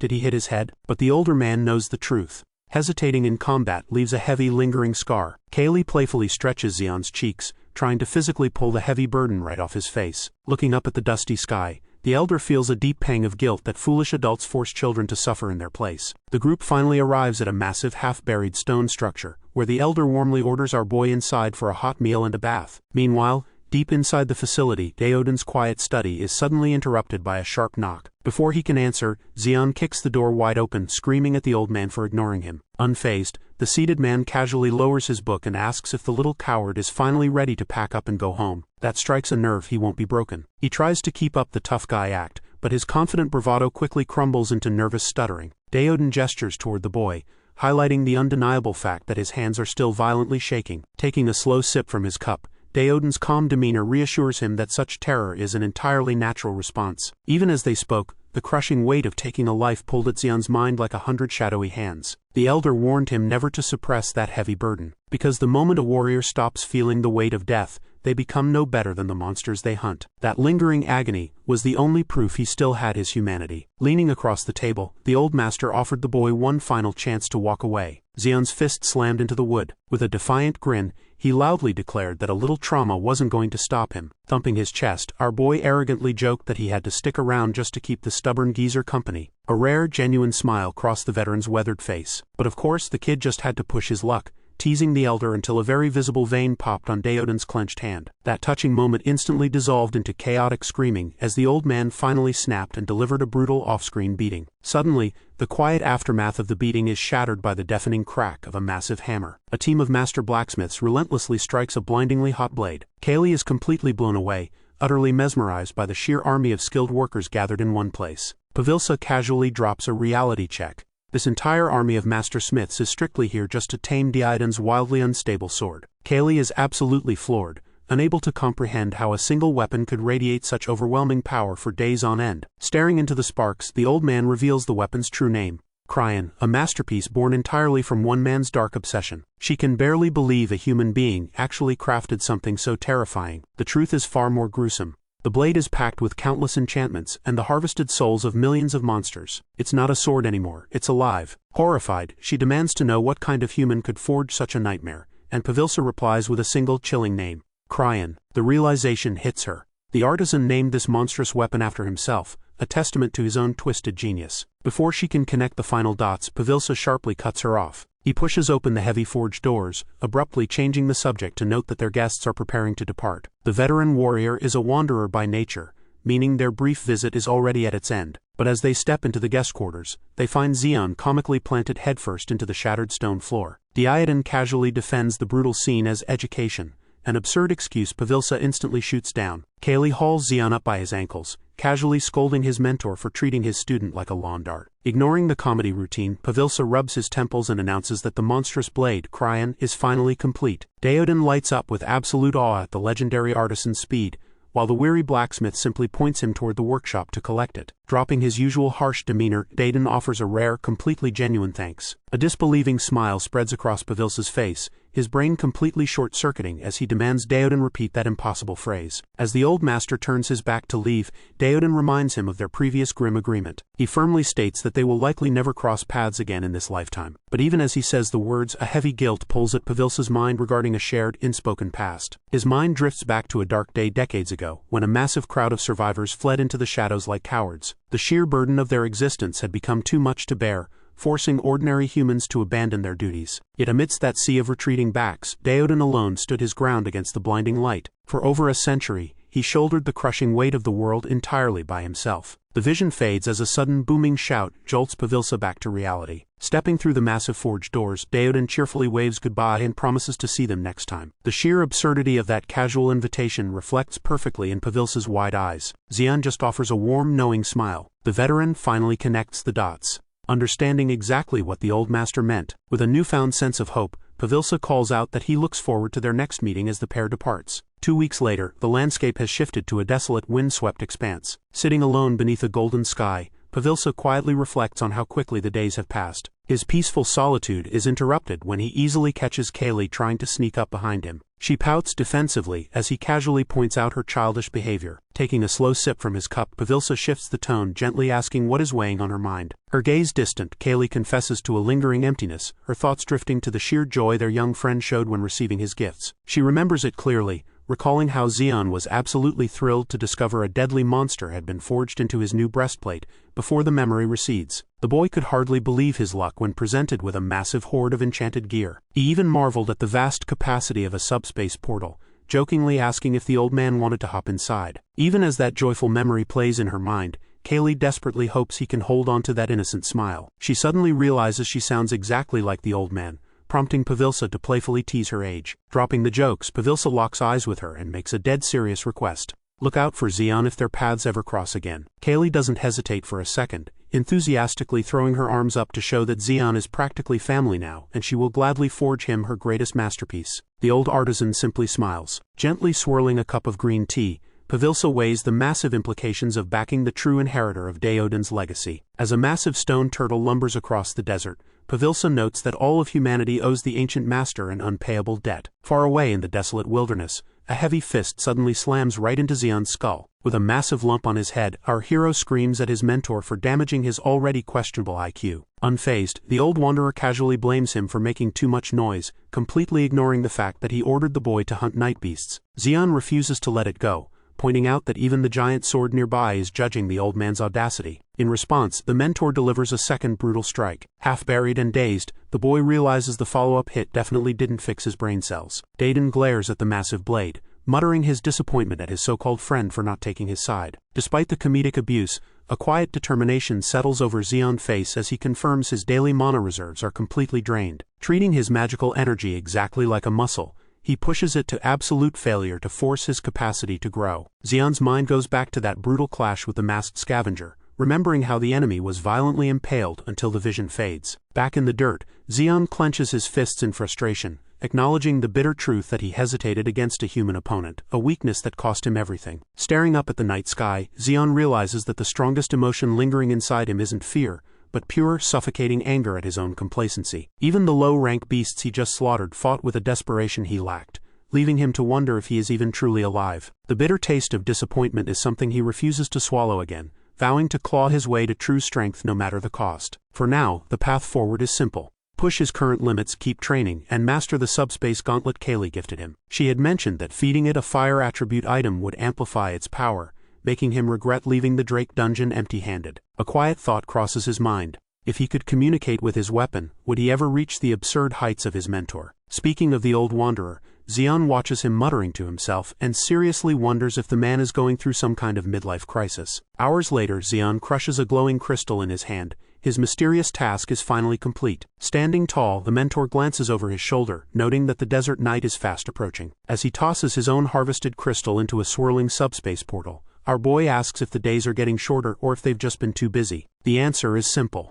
They've crossed into a completely new region, a vast expanse of sand where the sun is their only compass. Taking that as a cue to rest, Zeon suggests finding a place to sleep, only for the old man to immediately shoot the idea down. The veteran warrior looks up with a calm smirk. They have company. The wind howls across the barren dunes as they stand before a massive jagged rock formation jutting out of the earth. Squinting against the fading light, Zeon tries to make sense of the bizarre structure, wondering if it is an abandoned mine or just a colossal stone. Crouching down with the giddy excitement of a child, the mentor points wildly at the ground, indicating that this towering stone is merely the tip of the iceberg. He slams his fist into the earth, revealing that an unimaginably massive mountain lies buried beneath the sand.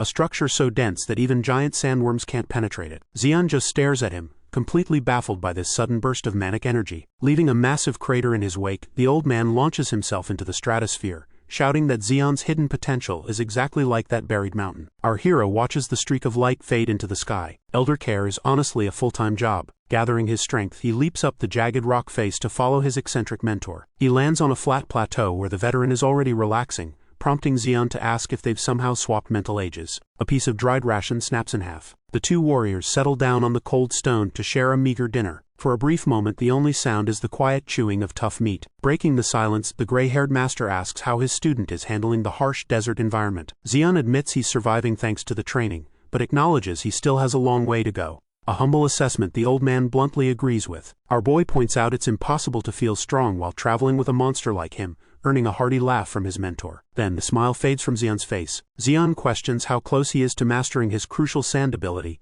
only for the elder to drop a monstrous benchmark. He must be able to split a sky-covering sandstorm. The veteran leans forward, his tone shifting as he hints at their true destination. He reveals the existence of a hidden dungeon he discovered decades ago. A highly dangerous place tied to his own past, but the perfect crucible to forge his student skills. Fixing our hero with a serious gaze, the old man issues a simple challenge. Zeon instantly jumps up, ready to charge in right this second, only for his master to dryly order him to go to sleep. Not far away in the dark desert, a frantic figure sprints for their life. Back at the camp, a sudden rumbling echoes through the canyon, making both warriors jolt upright. Assuming it's a wandering magic beast, our boy eagerly offers to kill it, earning a sarcastic remark from his teacher. But as he listens closer, the sound of desperate shouting voices drifts up from below. From their vantage point on the cliff, the duo spots a group of tiny figures arguing about whether to split up as they flee from an unseen threat. The moonlight finally reveals the desperate runners. They aren't humans at all. They're elves. Watching from the cliffside, Zeon can hardly believe his eyes as he realizes the desperate fugitives are actually elves. He marvels at his very first glimpse of demi-humans, but the feeling isn't mutual. The young warrior's excitement shatters as he overhears their grim intention. They actually plan to use him and his master as monster bait. Frustration boils over as he clutches his head, groaning that his old friend Kaylee is vastly superior to this supposedly noble race. Before he can complain further, the agile survivors scale the sheer rock face in an instant. Panting and exhausted, the lead archer fiercely orders the humans to get down. She screams at them to act as a distraction, her voice cracking with absolute desperation. Blades are drawn and arrows knocked. They are fully prepared to force the issue. Standing beside his silent teacher, our boy calmly points out the glaring flaw in their logic. If they're so fast, why not just keep running? Then, the heir turns to lead. At first, Zeon assumes the unseen beast has finally caught up, especially since the hostile elves are suddenly paralyzed by the exact same crushing pressure. His mind flashes back to every horrifying creature he has ever faced, trying to categorize this suffocating dread. But even as those dark memories swirl, a primal survival instinct screams at him that this new terror is entirely different. The visions fade as he slowly turns his head, desperate to find the source of the crushing aura. Regret instantly washes over Zeon, realizing he never should have looked down. The horrifying truth finally clicks for Zeon. The suffocating pressure isn't coming from the approaching beast, but from his companion standing right beside him. While standing completely frozen, a suffocating despair takes hold, making any struggle feel utterly meaningless. His silent teacher transforms into a towering, demonic entity, radiating pure malice. Those glowing eyes pierce his soul. Up on the cliff, the lead archer is completely broken by the exact same overwhelming dread. Even as she stares down at the dark aura, her mind reels, unable to comprehend how a mere mortal could possess such monstrous power. Biting her lip until it bleeds, she desperately forces herself to snap out of it, screaming that he is nothing more than a human. Fury replaces fear as she berates her cowering comrades for kneeling before lesser prey. Gathering every ounce of her mana, she draws her bow with lethal intent. A swirling vortex of magical energy erupts as she unleashes her ultimate strike, straight down at the old man. Our boy screams in absolute panic, knowing exactly what she just provoked. The devastating strike slams into its target with earth-shattering force. A massive shockwave erupts. He caught it bare-handed. Deodan casually crushes the concentrated magic arrow, his eyes burning with a terrifying promise of violence. Pure panic sets in as Jahora frantically urges Sibelin and Nelka to get up and fight, realizing her mistake just doomed them all. Desperate to regain control, Jahora wildly signals her squad to form up and eliminate the human, but a sudden interruption shatters her command. Before she can even blink, Deodan closes the distance and snatches her right by the face. The old man hoists her off the ground, casually revealing a dark history. He slaughtered their kind decades ago, and he wants to know where they've been hiding. The remaining elves draw their blades in a panic, screaming at the mere human to unhand their comrade. He ignores their empty threats, tightening his grip until she cries out in agony as he repeats his question. That suffocating aura slams down on the trio all over again, paralyzing them in place as he demands an answer. His eyes burn with demonic wrath as he accuses them of a sickening truth, asking exactly who they sacrificed this time just to save their own skin. Then he simply crushes her skull. The three survivors stare at the bloody remains of their leader, their minds completely shattering. A heavy boot steps forward as the broken elves weep, unable to comprehend why they are the ones dying instead of their lesser prey. Without warning, a massive explosion shatters the very ground beneath them. As the elves plummet into a crumbling abyss, Deodan coldly recites their own callous words back to them. Floating calmly among the debris, he throws their supremacist views right back in their faces, declaring that their twisted arrogance is the root of everything wrong. He roars with absolute fury, blaming their kind for the ruined state of the entire world. Caught in the chaotic freefall, Zeon clings desperately to a boulder, completely baffled by his companion's world-shattering accusations. The sheer weight of that revelation paralyzes Zeon, as he wonders if the demi-humans are truly responsible for the end of the world.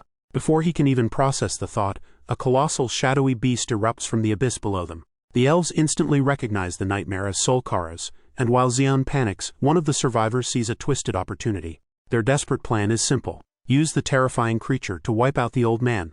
Hearing them plot to use him as a meat shield leaves our hero completely stunned. Ikara barks out the final orders, determined to avenge their fallen leader while the monster distracts him. Then she is instantly bisected. Deodan plummets past the colossal beast, leaving a trail of blood and severed limbs in his wake. Watching her comrade get obliterated, Nelka screams desperately through the rushing wind for any sign of her remaining friend. A massive hand clamps over her face. The veteran wanderer pulls her close, his glowing red eye piercing her soul as he demands the location of her settlement. He promises to release her if she talks, but his crushing grip tells a very different story. As the hostage refuses to tell the location of their village, Deodan just crushed the another elf in the earth. As the dust settles from the chaotic freefall, the old man casually discards the bloody lower half of his victim. Deodan slowly turns his head, his glowing red eyes promising nothing but absolute slaughter. Nelka scrambles backward in terror, wildly waving her hands as she begs Deodan to keep his distance. Desperate to stop the slaughter, Zeon sprints forward and begs his mentor to hold on.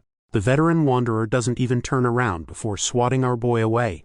That casual backhand shatters the earth itself. Stepping over the rubble, Deodan slowly approaches and mocks the terrified elf for trembling before a mere human. A manic grin stretches across his face as he politely asks for her settlement's exact coordinates. Tears stream down her face as she stammers out a desperate question. Why would a human care about an elven home? To her he is no longer a man, but a towering demon of pure shadow and glowing red malice. Absolute despair completely paralyzes her mind. One frantic sideways glance she confirms their settlement's location. Leaning in uncomfortably close, the old man flashes a terrifying smile and cheerfully thanks her for the information. Her pride shatters completely as she clasps her hands together and sobs for mercy. He just stands there in silence, letting her pathetic apologies echo through the dark canyon. With one explosive leap he vanishes. Left behind in the swirling dust, Nelka slumps to the ground, completely and utterly broken. Gasping for air, Nelka suddenly pieces together Deodan's true destination. A twisted manic smile breaks through her tears as she whispers a prayer of thanks for her own survival. But just then her severed head hits the dirt. Nearby, Zeon finally stirs from the wreckage, coughing up blood as the dust settles around him. He clutches his battered chest, realizing that without his armor, that single strike would have shattered his ribs completely. The sheer absurdity of the situation leaves him completely speechless. Glancing sideways, he catches sight of a massive destruction. A severed arm lies discarded in the rubble, forcing our hero to question the sheer brutality of his mentor. The wind howls through the empty blood-stained canyon. Pushing through the agonizing pain, he forces himself up the steep rocky incline. He breaks into a desperate sprint, frantically scanning the desolate wasteland for any sign of the old man. The terrifying image of that recent interrogation replays in his head. Deodan choking a captive, demanding to know where their kind had hidden for decades. That dark memory lingers for another agonizing second until the present violently reclaims him, revealing a massive fresh pool of blood right in his path. Zeon screams out in desperation, tearing through the jagged debris with bleeding hands as he searches frantically for any sign of life. A sudden flashback overwhelms him. Back then, Deodan hoisted a terrified elf by the throat, demanding to know where their kind had hidden for decades. The vision fades, leaving our hero screaming into the empty starlit sky. He finally crests the ridge, only to find the entire settlement engulfed in thick, choking black smoke. The words die in his throat as he takes in the sheer scale of the devastation. Dozens of slaughtered elves litter the scorched earth, their bodies broken among the smoldering ruins. He pushed himself to the absolute limit to get here, but the horrifying truth sinks in. He was already too late. His legs give out. But then, a sound. Zeon's head snaps up, sweat dripping from his face as a faint voice cuts through the silence. Hope reignites in his chest and he breaks into a dead sprint over the corpses, desperate to find the survivor. Pushing his senses to the absolute maximum, he locks onto a faint presence hidden just ahead in the darkness. He skids to a halt around a ruined wall, refusing to give up as a trembling voice begs for salvation. A desperate plea for mercy is instantly silenced by a blood-curdling scream. With one devastating swing, Deodan ends the confrontation. The horrifying truth finally clicks as Zeon stares into the glowing red eyes of his own master. Before he can even process it, the ground erupts. Screaming over the chaos, Zeon demands to know why the old man had to slaughter them all. Deodan just glances back, completely unbothered by the carnage. With a flick of his wrist, he unleashes a devastating wave of red energy, mocking his pupil's attempt to play hero. The sheer force of the blast sends our boy rocketing backward through the sky. He desperately tries to block the flying debris, but the old man is already airborne and closing in. Bringing his massive jagged sword down, Deodan summons a swirling vortex of dark energy. He moves with terrifying speed, leaving nothing but motion blur in his wake. The impact hits like a meteor, tearing the battlefield apart. When the dust finally settles, Zeon is left battered and buried in the rubble. Deodan casually steps on his student's back, pinning him down and dismissing him as nothing more than an unruly colt. Looking down at the beaten boy, the old warrior admits he's been thinking about this moment. Even pinned to the earth, Zeon gasps out that he held back because he didn't understand the old man's deep-rooted hatred. Deodan just stares at him, seemingly waiting for a punchline. Refusing to back down, Zeon condemns his master's merciless slaughter of those who had already surrendered. The old warrior responds by grinding his heel down harder, forcing a wet cough of blood from his student's lungs. He demands to know if the scavengers our hero fought back in Archelon were enemies who killed his family, or if those first 4 elves were any different.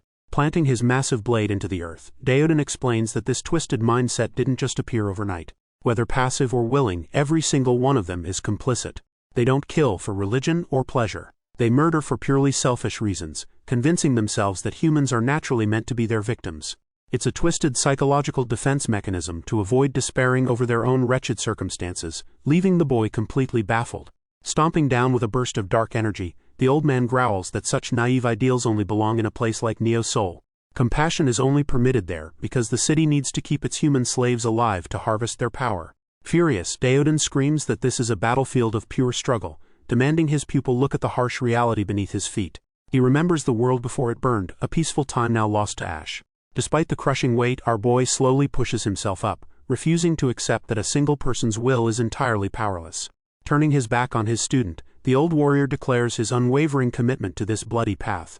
As he walks away into the dusty ruins, he leaves behind a chilling question. Will those ideals survive once Zeon sees the true horrors of this world? A desperate and bleeding Zeon begs to know what dark truth his master is hiding. Without turning around, Deodan coldly tells him that his youth makes him mistake sheer recklessness for justice, completely ignorant of the lives their enemies have lived. The old warrior remains silent, making it clear the conversation is over. But Zeon isn't done. Spitting blood, he throws his master's own words right back at him, reminding the old man who taught him never to give up. Staring at his mentor's retreating figure, our boy makes a vow right then and there to forge his own path. He promises that even if he eventually witnesses the same horrors that broke his master, his resolve will never shatter. The sheer determination in his eyes is absolute. For a long moment, Deodan just looks at him in silence. Then, rather than arguing further, the old man tosses a bundle of clothes at his feet, instructing him to take a good look around the ruins. Zeon stares at the strange gear, completely baffled as to where it came from. Waving a dismissive hand, Pavilsa simply tells him he'll understand once he returns to Archelon, leaving the boy alone in the dust. With his master gone, Zeon begins to wander through the desolate, corpse-strewn remains of the elven settlement. As he walks, he starts connecting the dots out loud. This place is entirely residential, without a single shop in sight. A community can't survive on shelter alone, and there are no other settlements nearby. The tense silence holds until Zeon spots a cluster of wooden chests that do not belong in the ruins. Peering into the open crates, Zeon finds them packed with strange glowing jewelry. But as he examines the intricate designs, he realizes this isn't anything from Neo Sol, the mines, or even Archelon. The texture is completely alien, leading him to a startling conclusion. These artifacts weren't made by human hands, and they look over a century old.